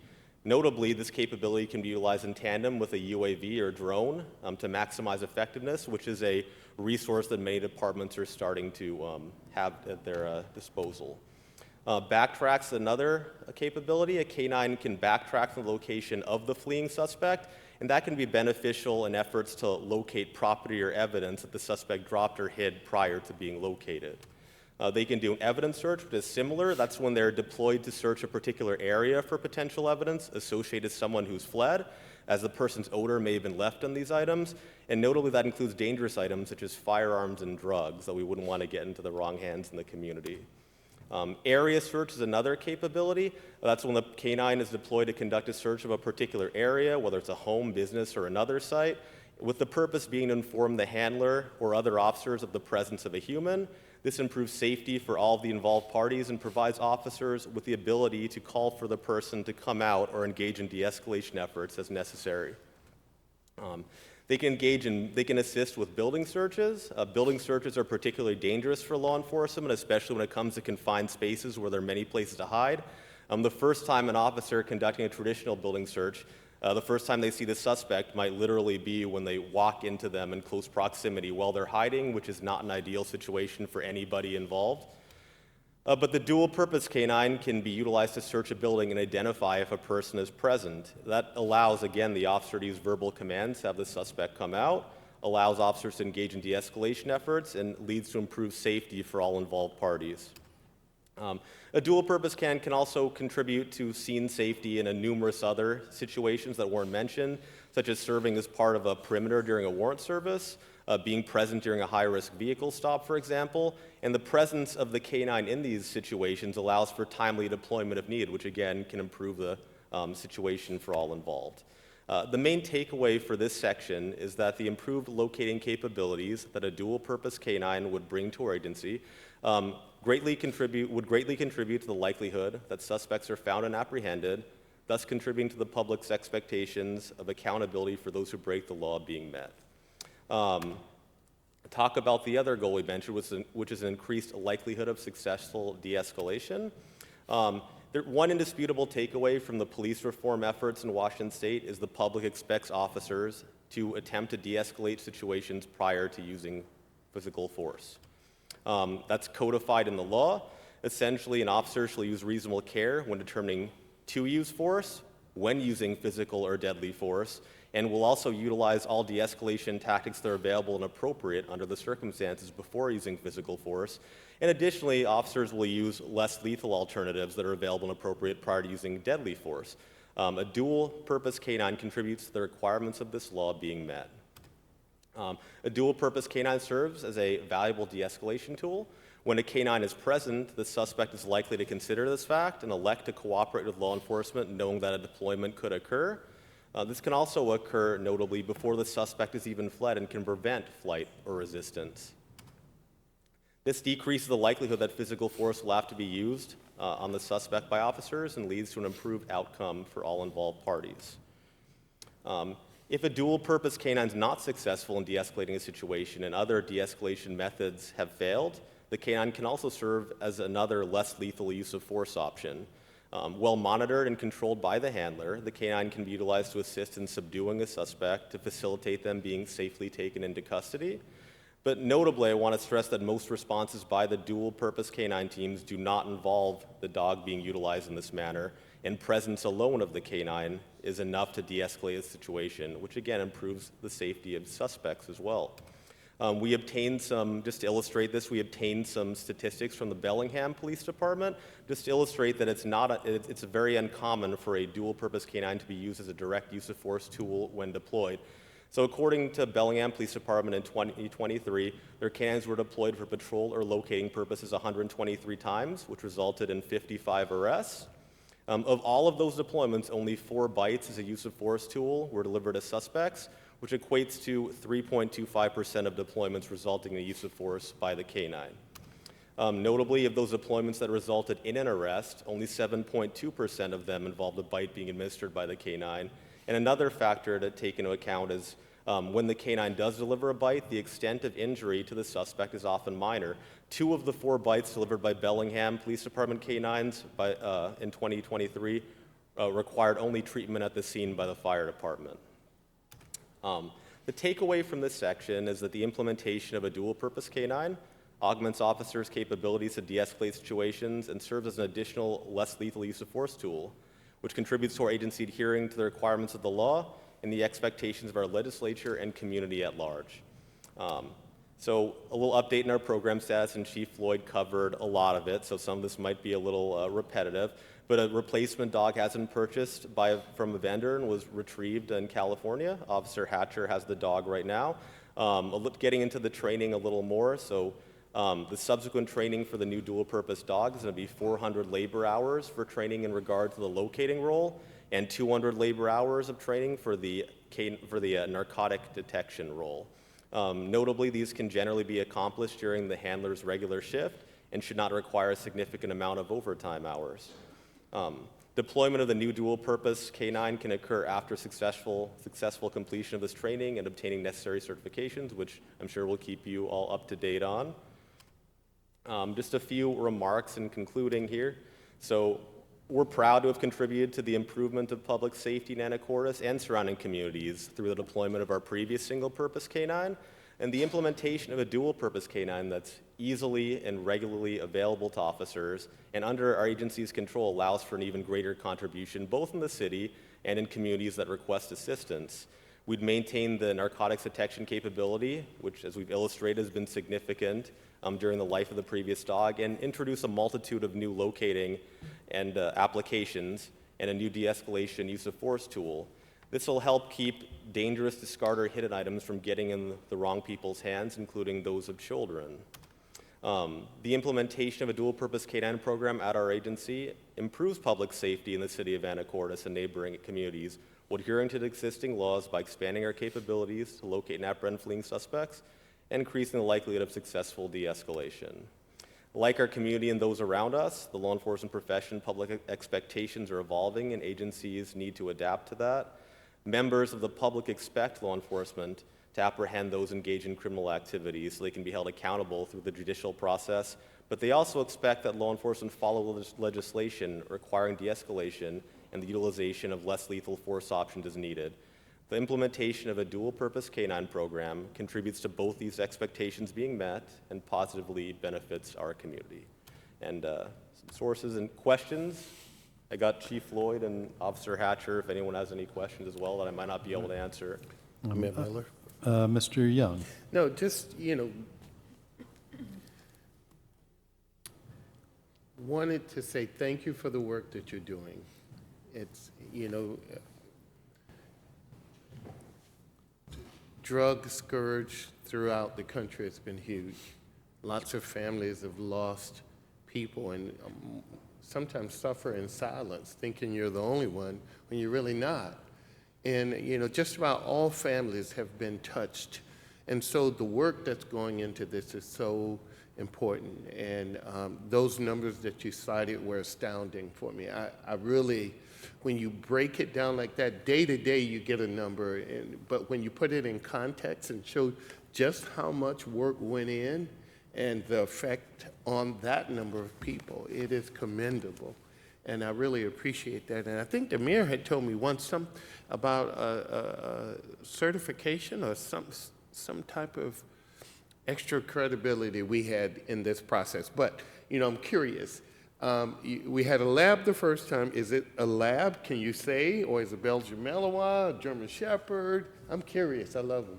It's a German Shepherd, and Okay. I'm sure that Officer Hatcher could probably show you a picture or two in the meeting. I was wondering, I thought that was going to be the first question. Where's the picture of this dog? Yeah, I was just curious because, we had the yellow lab in the beginning of the presentation. Then we went to the German Shepherd. And I'm like, what, are we having a yellow lab or what? Anyway, I've got a yellow lab, so thank you. Thank you, Councilman. Mayor Miller. Mr. Fantini? Thank you very much for the presentation. I've enjoyed learning a lot about this whole process, both through the Public Safety Committee and, of course, it coming before council. It's been really eye-opening to me. So the dual-purpose dog, I noticed that you mentioned that, we obviously do have a lot of very different types of terrain here in Anacortes, like you said, whether the marinas or the forest lands. And so this dog could theoretically be dispersed in all of those areas, or not just in the city where houses are, but like if somebody ran into the Cranberry Lake forest lands or whatever, we could disperse the dog into there. Is that kind of what I'm... Exactly, yes. The dog can be deployed in a multitude of different areas. Of course, before deployment, as with the previous K-9, the handler does make a safety determination first, so we're not jeopardizing the resource or others, anything of that nature. But yes, the dog can be utilized in a multitude of areas, including in the forest, vacant properties, any of these areas that make our community, again, a wonderful, unique place that also pose challenges. The dog could be deployed at any of those locations. And I noticed that in your presentation also it showed that there's been a lot of work done in Anacortes, but T-Bone has also done a lot of work for some other municipalities as well. Are there any other dogs? I thought I remembered that maybe there was one other dog like this in Skagit County, or are there any other dogs that function in this role currently? So right now, Skagit County has one. When we started exploring this idea, we were the only one that was left. So Skagit County has one. It sounds like possibly working on another one, and Cedar Woolley is working on having this capability. So there should be, more resources than before in the county as compared to, when the idea was explored initially. That's great, because I think as you alluded to, there's been quite an uptick in drugs in the communities, and so having those, it's just very helpful. Multiple dogs. Any name picked out yet? You want to reveal? Can we share? Is that like a secret reveal? I'm sorry. I've only known him for 2 days so far, so still Come trying on to up. get used to personality. I have decided to name him Zeke. Zeke. Can I show you guys a photo? Please. Is that appropriate? I think council's very interested in that. I am too.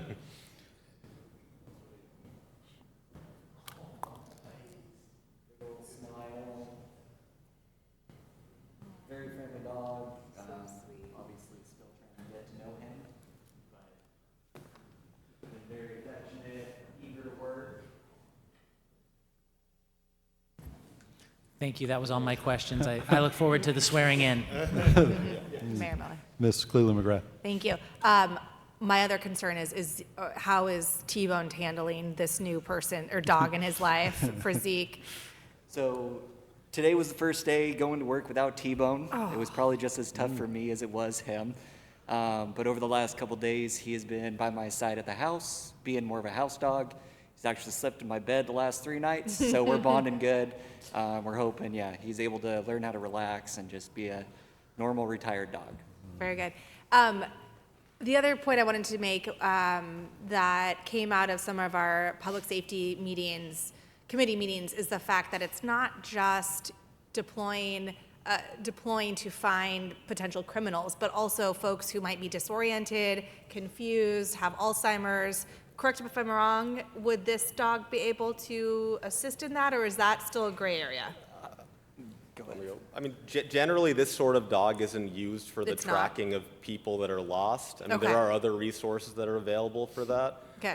like drones and things of that nature that can be utilized in the forest lands or places where people are more likely to get lost. I don't know if you have anything more to say on that, Chief Floyd, or?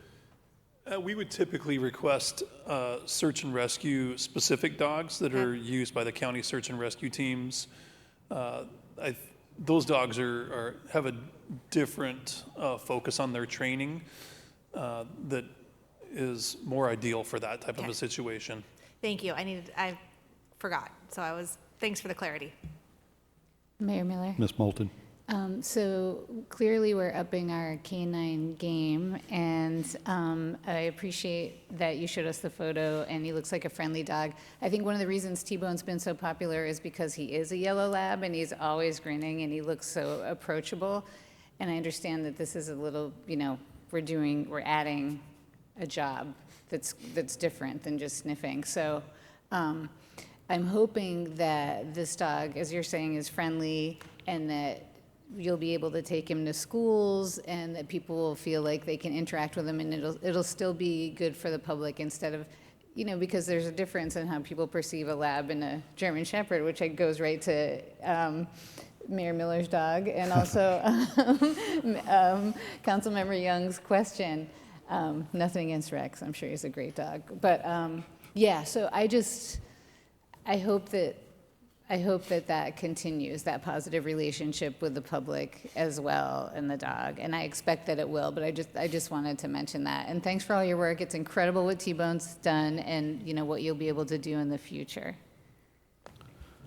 I had nothing to do with the selection of the breed of dog, but I am a German Shepherd owner, and he's a very sweet, big baby. And I think, too, public relations and having a positive public interactions with the dog is, it's been something that's been a focus of our program in the past with T-Bone, and I expect that will continue. So we don't have any plan to stop doing demonstrations or having an Instagram, things of that nature that show the humanity of the program and everything else. And we'd like to continue building those relationships in the community.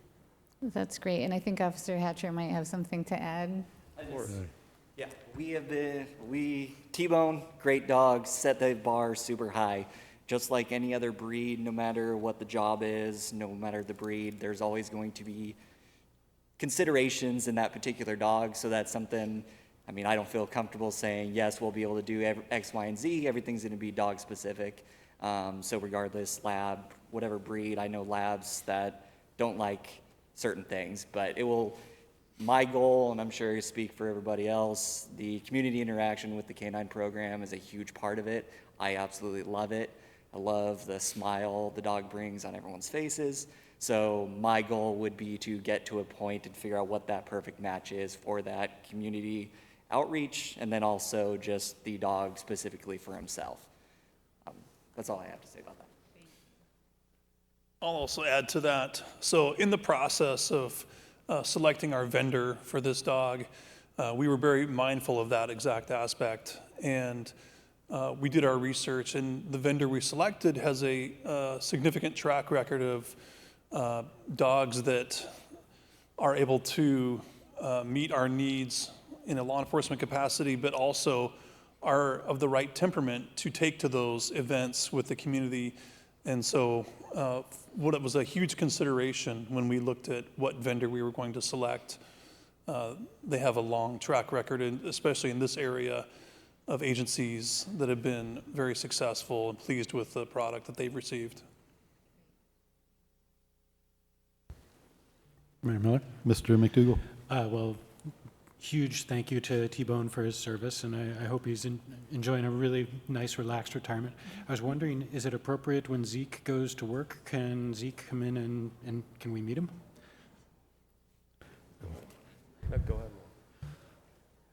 ahead. So like I said before, I've only known him 2 days. That would be something that I have to make that decision. We can arrange possibly at a later time, possibly end of training or somewhere around there where he knows what the job is. The first bit of a dog's training, you got to establish that working mindset of, he's going to love to work regardless, but show him that there's a routine work.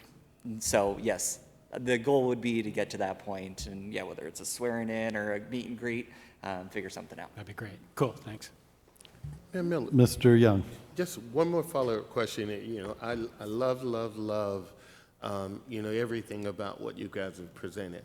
Just a quick question of process. Given T-Bone is retired, do we have the services now you know, between bringing him up to speed? How does that work? So right now, I mean, we have, as I mentioned before, that Skagit County has a dog that is currently active. Should that not be, should that dog be not working or anything of that nature, we're able to call resources from out of county. I mean, commonly, if there's a dog not in duty, we can call from Bellingham or Whatcom County, and they're always, super willing to help and everything. But that would kind of be the contingency plan, for the time being as the dog gets trained, unless anyone has anything to add. So we got coverage. That's not even the issue. We do have coverage from Okay. other agencies, should the need arise during the training process. Thank you. No worries. All right, any members of the public? All right, I know everybody's excited to meet. We understand there's going to be some training to do, and we'll try to be patient before we all want to love on Zeke. All right, anything else? All right, thank you very much for the presentation, and thanks to council for supporting this. I think the community appreciates the additional opportunity to have the dual purpose and provide less lethal options as well. So thank you. Thank you. Thank you. All right, next up, and tough act to follow, although they didn't bring the dog in, actually, so it's not that hard for, but we're at Commercial Avenue Phase 1 and Phase 2 project update. This is a discussion item and open for public comment. Mr. Ayam. Mayor, Council, good evening. I had to slam this together rather quickly this afternoon, so I hope that this goes smoothly. I wanted to give the community and you an update on Commercial Avenue. We have, I'll switch slides here. We have 2 phases to it. I'm not a big fan of phases naming, but that's how we're doing it with this one. Phase 1 is 11th through 13th, also infamously the 12th and Commercial Roundabout. It's the intersection at Safeway where Highway 20 spur takes a left and heads on out to the ferry dock. The other piece of it is basically everything south of there till 34th Street. So you'll see that there's a kind of this weird spot where 14th Avenue is kind of in both projects, but it is actually the intersection of 14th is in the 13th through 34th, but there is a piece there. So you'll see that in a second. This is just to demonstrate we've been talking about this a long time. This is the phase 1, so 11th through 13th. These are some dates. The last date we met on April 1st, where I was given direction from council to go from a roundabout to a signalized intersection.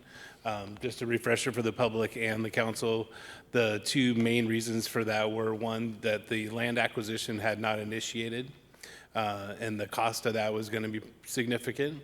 The other piece was that we were up against a time clock with our grants. So whenever you receive grants from the state, especially the Transportation Improvement Board, it comes with a timeline.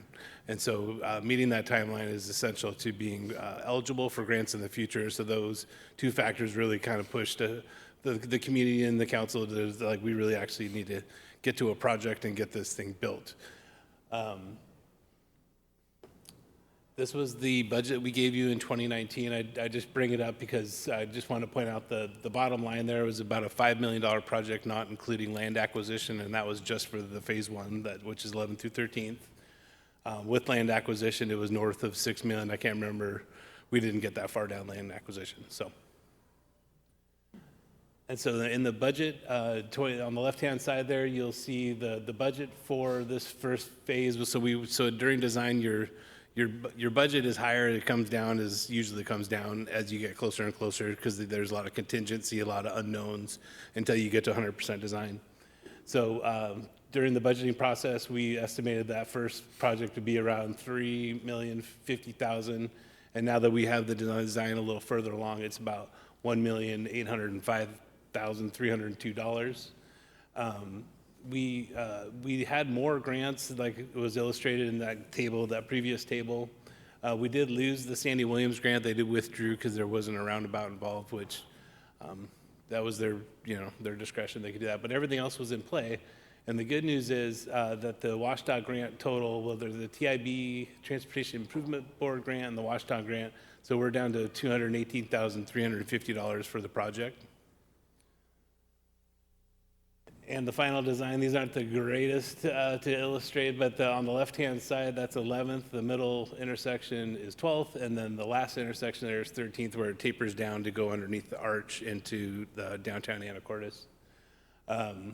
We preserved a lot of the features of the roundabout project and the pedestrian safety improvements, the bicycle safety improvements. The big difference would be that with the roundabout, there was just going to be one lane to go around the circle. Here we still have retained the turn lane. The bicycle lanes are they're divided from the vehicle travel lanes, but they're not.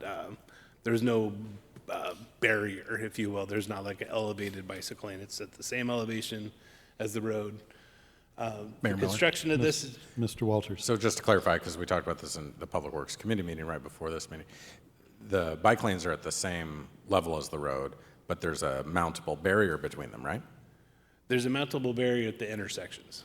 Okay, so only at the intersection? Only at the intersections. Okay. We haven't seen this design, and I kind of feel like I'm still not seeing it because it's very small here on the screen.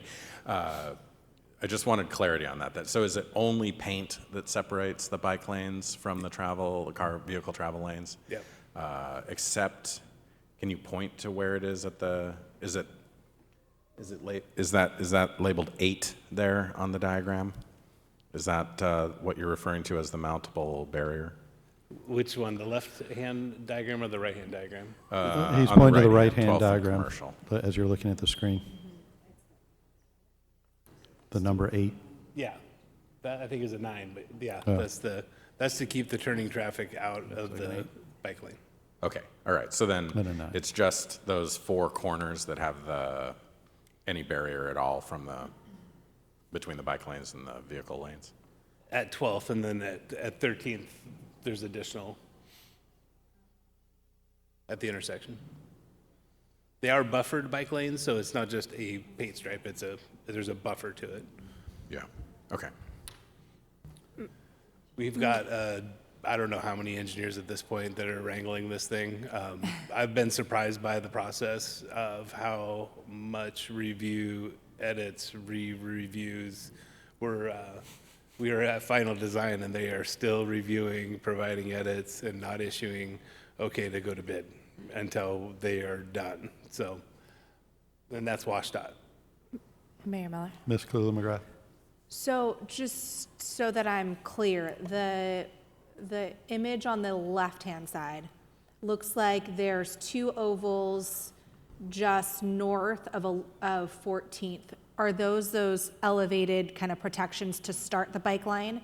And then there's one at each corner at 13th or 12th in commercial? She's pointing at 13th. Yeah. I'm sorry, what? That's 13th, so you just looked at 14th to 13th and then 12th and then. And so they're at every intersection, essentially, those elevated to protect, pull out, push out, or elevated to protect the bike lane and define it. Okay. But not at 11th, right? Nope, not at 11th. And it looks like the sidewalk or the corners, so the north side of 11th, are those larger, are those the existing edges of the curbs or the existing curbs, or are they extended out further to shrink up that intersection for crosswalks? And you're looking at which intersection? 11th and commercial? So I believe that's going to be an elevated intersection. And so the curb and things are all going to change there. Okay, Yeah. because it looks like they're going to be elevated or bulb out on the south side of 11th Street. It'd just be nice to see this larger Yeah, I can send it to you to be larger. yeah. Or I can send you the whole plan set if you'd like. Well, It's- just at least so we can kind of, it's hard to see it. It's big, but it's not big enough for, yeah. I'm No, 40 I now, can totally so. email you guys the current plan set, thanks. so. Mayor Miller? Ms. Moulton. And I'm not sure if this is on the city website or not yet, but if that could be on there too, so the public could look pretty easily and maybe enlarge it there on their own computers. Yeah, we could do that too. Is it common practice here to do drafts, or is it just the final that you post for the public? Do you I don't know. I think this would be a good time to do it since we're all seeing it publicly now. seems like it would be good for people who might be watching now or watching the recording, and will also, well, maybe they can enlarge it then. But anyway, I think it'd be good on the city website, if that's Mayor possible. Miller. Yeah, that's possible. Yeah, well, yeah, we'll have to figure out the contract legalities of that, but Mr. Walters. One of the things Mr. Rayum mentioned in the Public Works Committee meeting, and he kind of alluded to here, is that there's not a lot of opportunity for edits to the design. I mean, there's zero opportunity for edits to the design, I think is the way he would characterize it, which may explain some of his apparent nervousness at putting them on the website and potentially showing us at a normal human scale here. So I think that opportunity has actually passed. I think our goal, though, legitimately might still be to have comfort with the design, not necessarily to propose changes. So I think that's really what we're going after, is to be able to know it and understand it and defend it if we choose to, and support it going forward. So that's what I think we need. Yeah, I'm happy to email it to you guys. That's not a problem. Yeah. But yeah, it's literally the Brady Bunch screen of engineers when I meet with them, and it's impressive how careful they are about it, but at the same time, it's really frustrating because we're up against a time clock. Actually, we're past the time clock, which I'll get into in just a second here with the Transportation Improvement Board. So yeah, like I said, we're just going through a very long review process. We're waiting for so the bid package is basically ready. We're just waiting for the authorization. We can't go to bid without taking some risk on our own without their approval. The TIB funding, so I mentioned that. So we got the funding in 2019. They are limited by state legislative rules to how long they can let you basically hold money up. So we're in a delayed status, and that delayed status occurred last year. Now we're to the point where we need to go back and talk to the Transportation Improvement Board, which they meet on this Friday in Spokane, and then I think in 2 months down in Tacoma. So I will be there to plead our case. We're in a very good position. If we have our bid package ready, we're just like, please just let us go. So it's not funny. Sorry, I laughed, but it is to that point now where I need to do that. But the flip side of that is that they're already talking about giving us more funding. They get it now, like, okay, this has been delayed, and this is kind of a one-off for Anacortes, and they see how motivated we are to get this thing done. So we're doing good there. It's a board of elected officials, and they're from across the state. So they said I have a 99% chance that it shouldn't be a problem, especially if we're ready to go to bid. So I'm pushing hard on WashDOT and our consultants to just finish this very soon. So. Mayor Miller? Mr. Walters? Well, I definitely think, for your purposes, but also for our purposes, part of the narrative here is we designed a roundabout. Everybody likes roundabouts. They're state of the art. WashDOT endorses roundabout. It didn't fit, and it was going to be potentially millions of dollars of our money, not grant funded, that we didn't necessarily have to acquire property, inconvenience businesses, take out businesses potentially, to make it fit, and that just didn't work. So that explains part of it, and that's why we rebooted. But sometimes that happens. Yeah, it Hopefully they'll be happened in our county last year too, in a similar situation where the local government is expected to do the, land acquisition, and you literally have businesses you're gonna take out in the process, and they switch gears. Yeah. So it's not uncommon.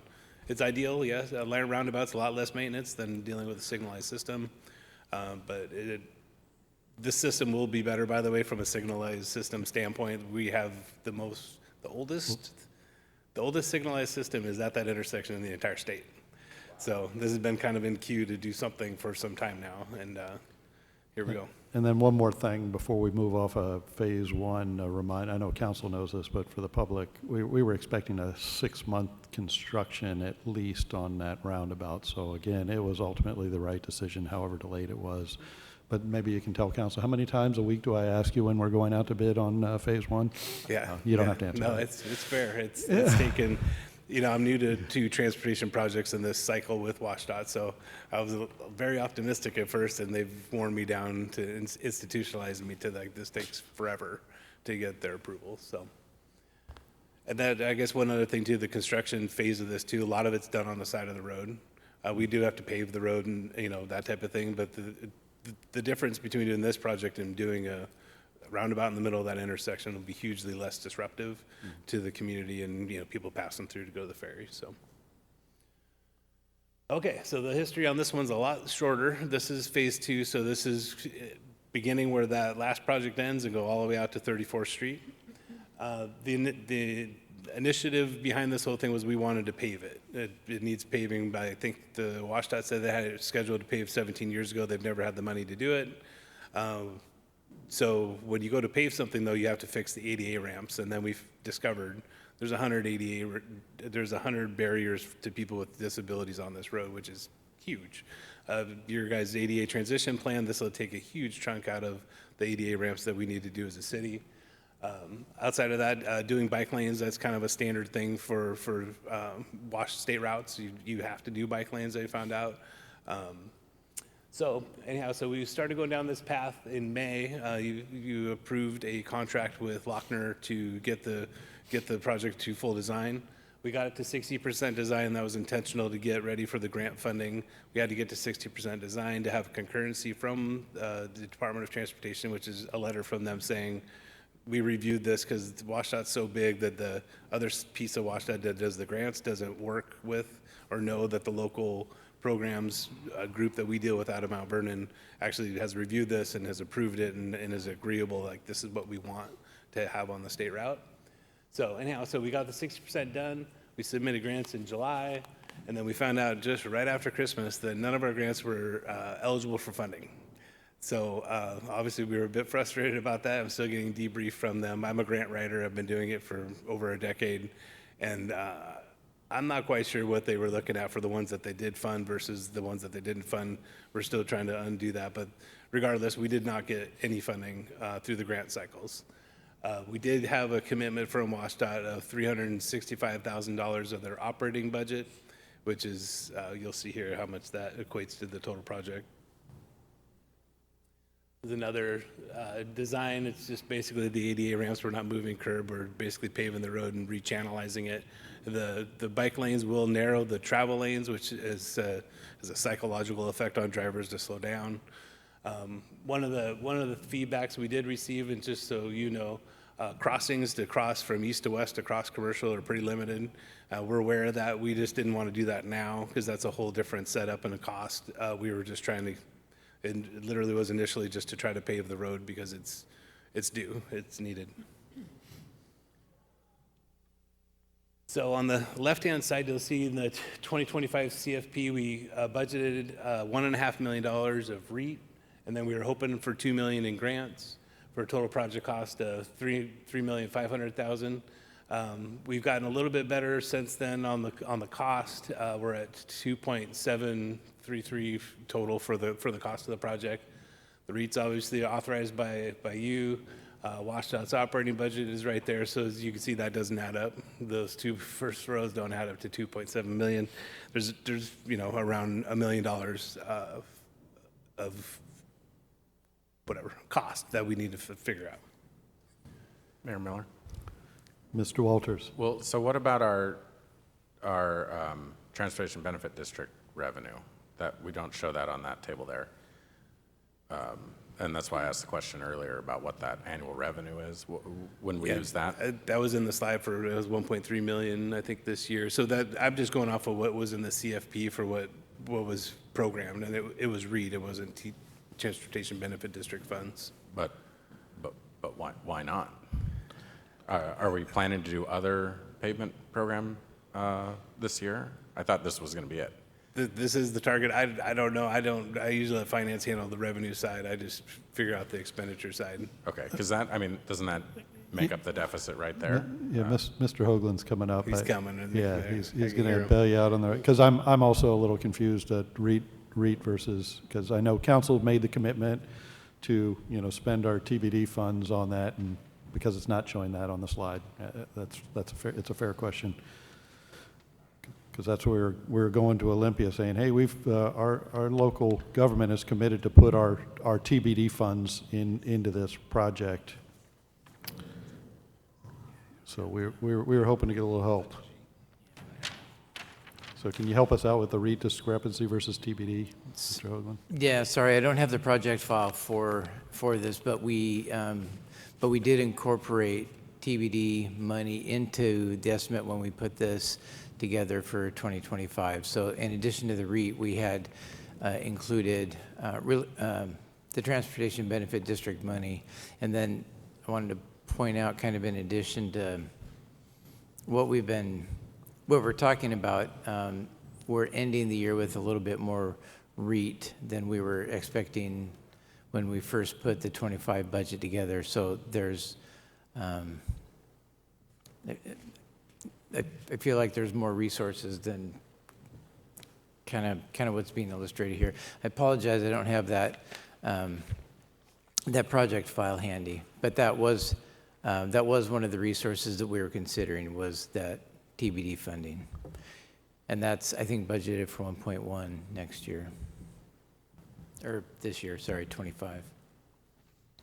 All right, so that chart just doesn't really reflect that. I mean, maybe go back to the chart, because I'm kind of confused as well, because So I got the 1.5 million in REIT out of the 2025 capital facilities plan sheet for this project. but to Mr. Walters' question, and I don't think council would disagree that the council plan was to put TBD funds into this project, because that's kind of a big deal. Okay. Mr. Walters? Yeah, I was just trying to bring up that sheet too, but it's just loading very slowly in the Laserfish. Yeah, so it seems to me we're going to have several $100,000 at least in Transportation Benefit District revenue, and why not spend that on it? And then, as we were talking before, we have some $3 million or so in fund balance for REIT. So we got the money. I got it. One way or another, the money is available specifically to fund roads. REIT can be spent on other things, so we need to be careful there. But our annual allocation is $1.8 million. Arguably, it should be higher. That's a different discussion, but $1.8 million. So 2 years of that is all the money that you need. And as we talked about in Public Works earlier, we could just decide to do this and then not do other overlays next year. And there's all the money. I would prefer, though, that we not spend all this from REIT if we have TBD revenue. So maybe there's a revised chart you can bring us. We can get back to you guys on which revenue source. It's just, I know that was in the CI. I looked it up to make sure I communicated in the table what the CFP sheet said. So part of the discussion, I know staff and myself, I'm hoping to get from council, is how much skin in the game. I think I've had this conversation with a couple of council members. I'm all ears on where council wants to go, but it doesn't seem like WashDOT's putting a lot of skin in the game on a road that we've been saying, some of us elected now for well over 10 years, saying that, hey, we'd love to do something, but WashDOT, says they're going to pave it, but someday in the far distant future, unfortunately, we presented a $60 million project, so Mr. Rayum comes along with this great, somewhat rogue paving plan, but it's a great thing because I know our citizens want that road paved. They don't really care if it's WashDOT or our road, but I'm looking for direction from council where the staff moves. Are you comfortable that WashDOT's only putting $365 million into this $2.7 million project? And if that's the case, we can move forward with it. But I'd love to hear the feedback from where council wants to go with that. Mayor Miller. Mr. McDougall, then Mr. Walters. I'm actually obviously it'd be great to have some more skin in the game from the state, but I'm actually intrigued by the idea of just going ahead and doing it ourselves. We just got done having a revenue discussion, and I don't know how to quantify this, but is there a return on investment if we go and pave commercial and fix it? Do we see a sales tax increase along about 30 blocks of commercial? I think that's going to be hard to quantify, but I think there is an element of ROI in this conversation. Very good. Mr. Walters. I think Mr. McDougall's point is a good one, although hard to quantify. I'm not concerned with how much money WashDOT is putting into it because I think that that's like trying to push a boulder up a hill. They're not going to put any more money into it. So it is what it is. I understand the reason for that is because it has a concrete road base. So the road is not going to fail. The pavement's failing, but the base is not going to wash away. And so that's why it never rises to the level of them funding it, because they have a limited amount of money and all these other needs. So, Well, the new news is WashDOT took away what we were expecting funding. I mean, that's kind of the reason why I'm asking about the WashDOT funding. oh, you mean the grant? The grant that we had applied that we for. were expecting. Yes. So yeah. So I reiterate my point about WashDOT's kicking in a couple $100,000, and that's probably all we can expect ever. Absent some direct legislative appropriation, which I think we should still be working for. But in the alternative where we don't get that, we can afford to do it if we invest almost 2 years worth of pavement management dollars into it, which means other streets don't get done, and that we should be clear-eyed about that choice. My street's looking like maybe it needs to be done sometime soon. Maybe yours is too.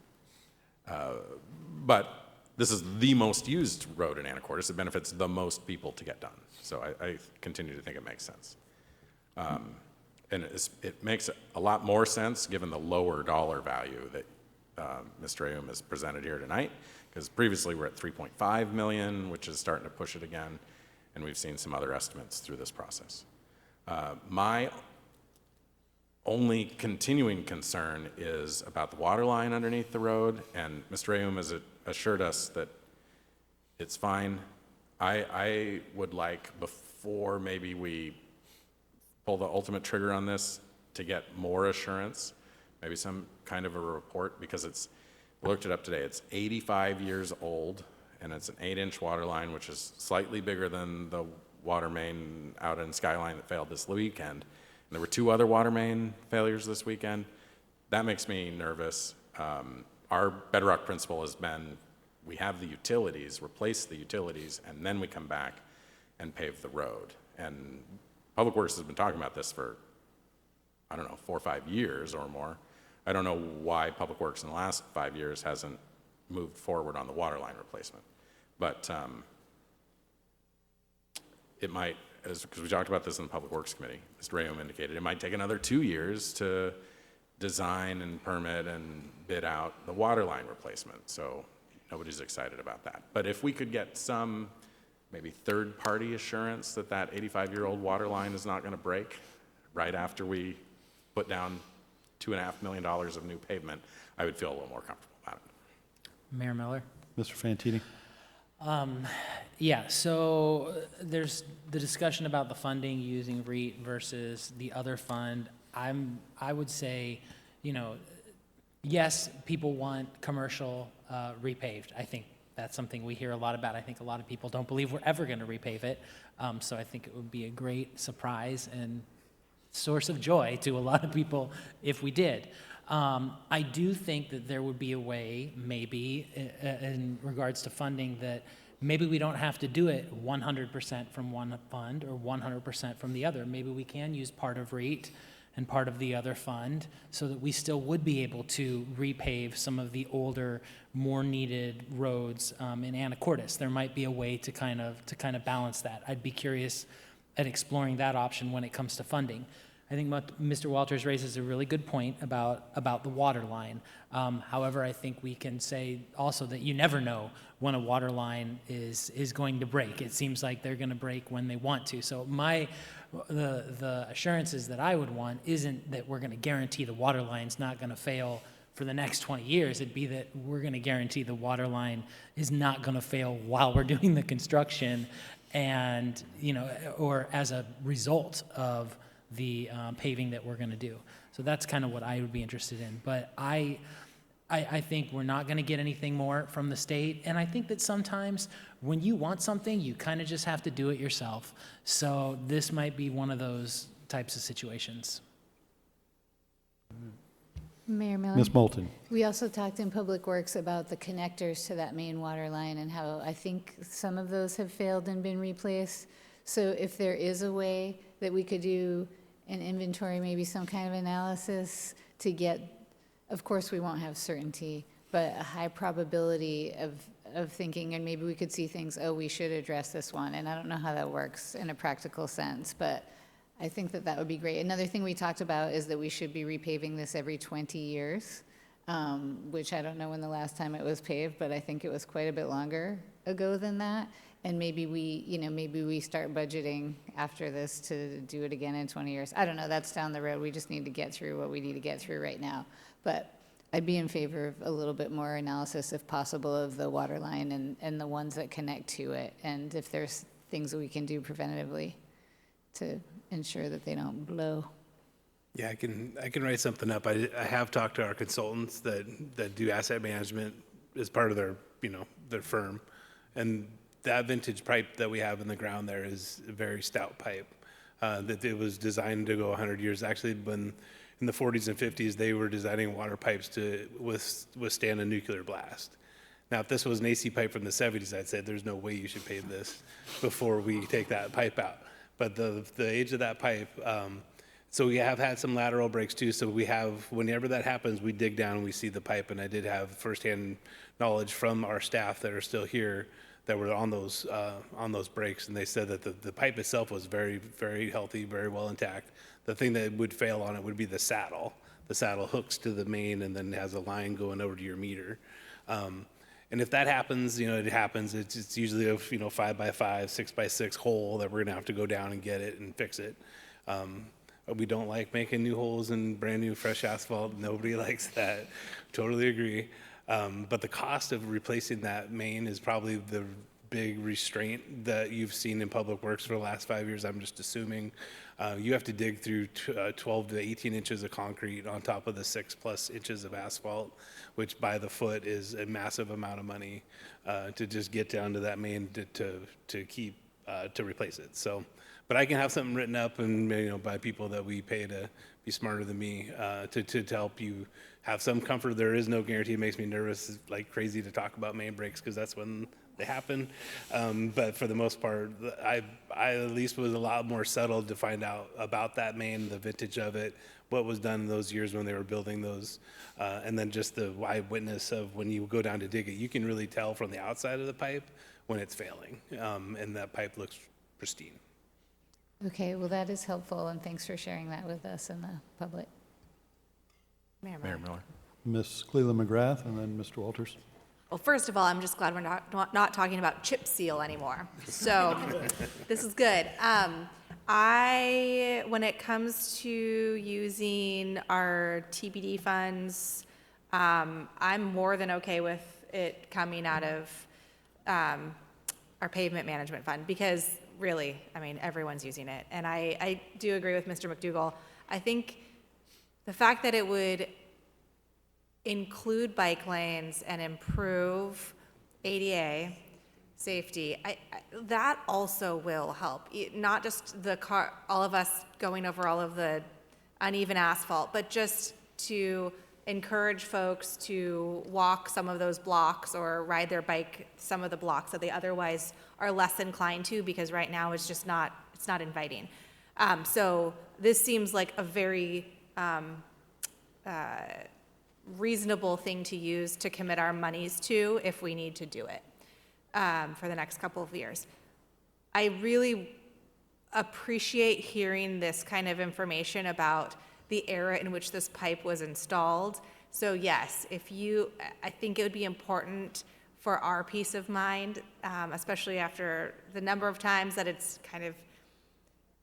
we hear about water mains breaking, which is just going to happen. We can't always expect it, but it has been 80 some years. So if you've got some more information, I think that it would be really helpful prior to us approving this to just kind of have a little bit more of a deep dive and education for council and the public. Thank Mr. you. Walters. I pulled up the CFP project, and yeah, you got the 1.5 million in REIT there. I think maybe the answer is that there's also the TBD money budgeted for the pavement overlay project in 2025, and so maybe that's why it wasn't available for this one. Anyway, I think if you're asking us how much money we want to put into this, you should bring back a budget based on which sources we're going to be drawing from. And it seems like one way or another there's enough money.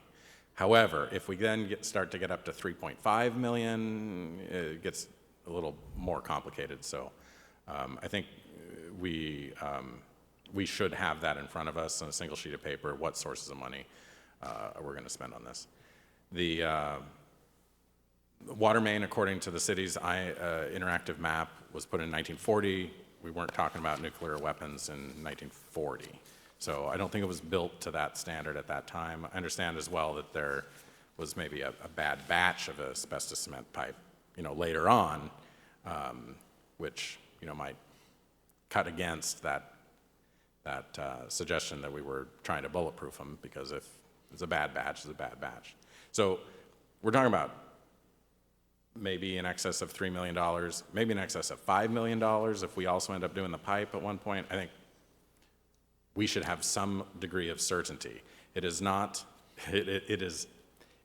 entirely unpredictable. As pipe becomes older, it becomes more likely to break. I don't know what the numbers are, but we should be able to get some probability, maybe from the literature, about the likelihood of a break of a 8-inch asbestos cement pipe at year 85 or at year 100.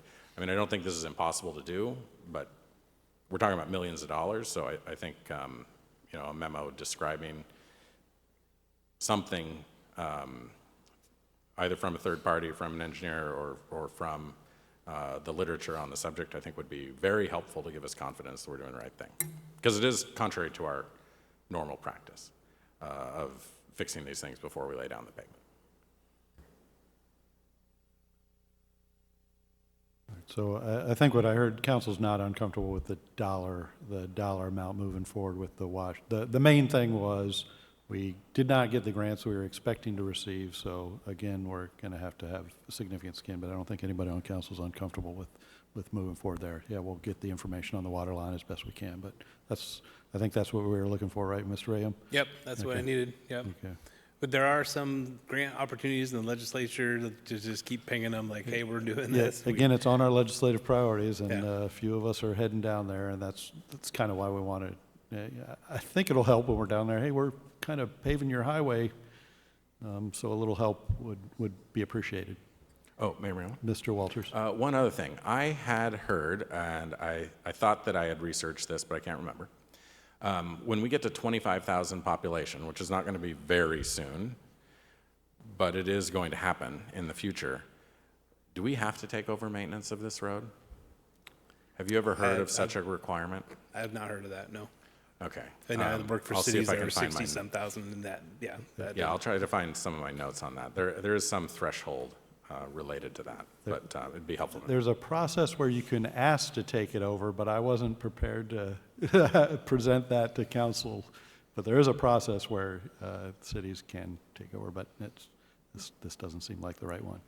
This seems like a regional state route. I Yeah, mean, it's that the goes only to way to ferries Island and or other San Juan cities, County, yeah. so they should have some skin in this game. So we thought about tolling San Juan County residents. Just kidding. So It's not a popular topic, but. all right. Anything else for the good of the order on this? Okay, thanks. Great discussion, very helpful. And with that, no further business. I will adjourn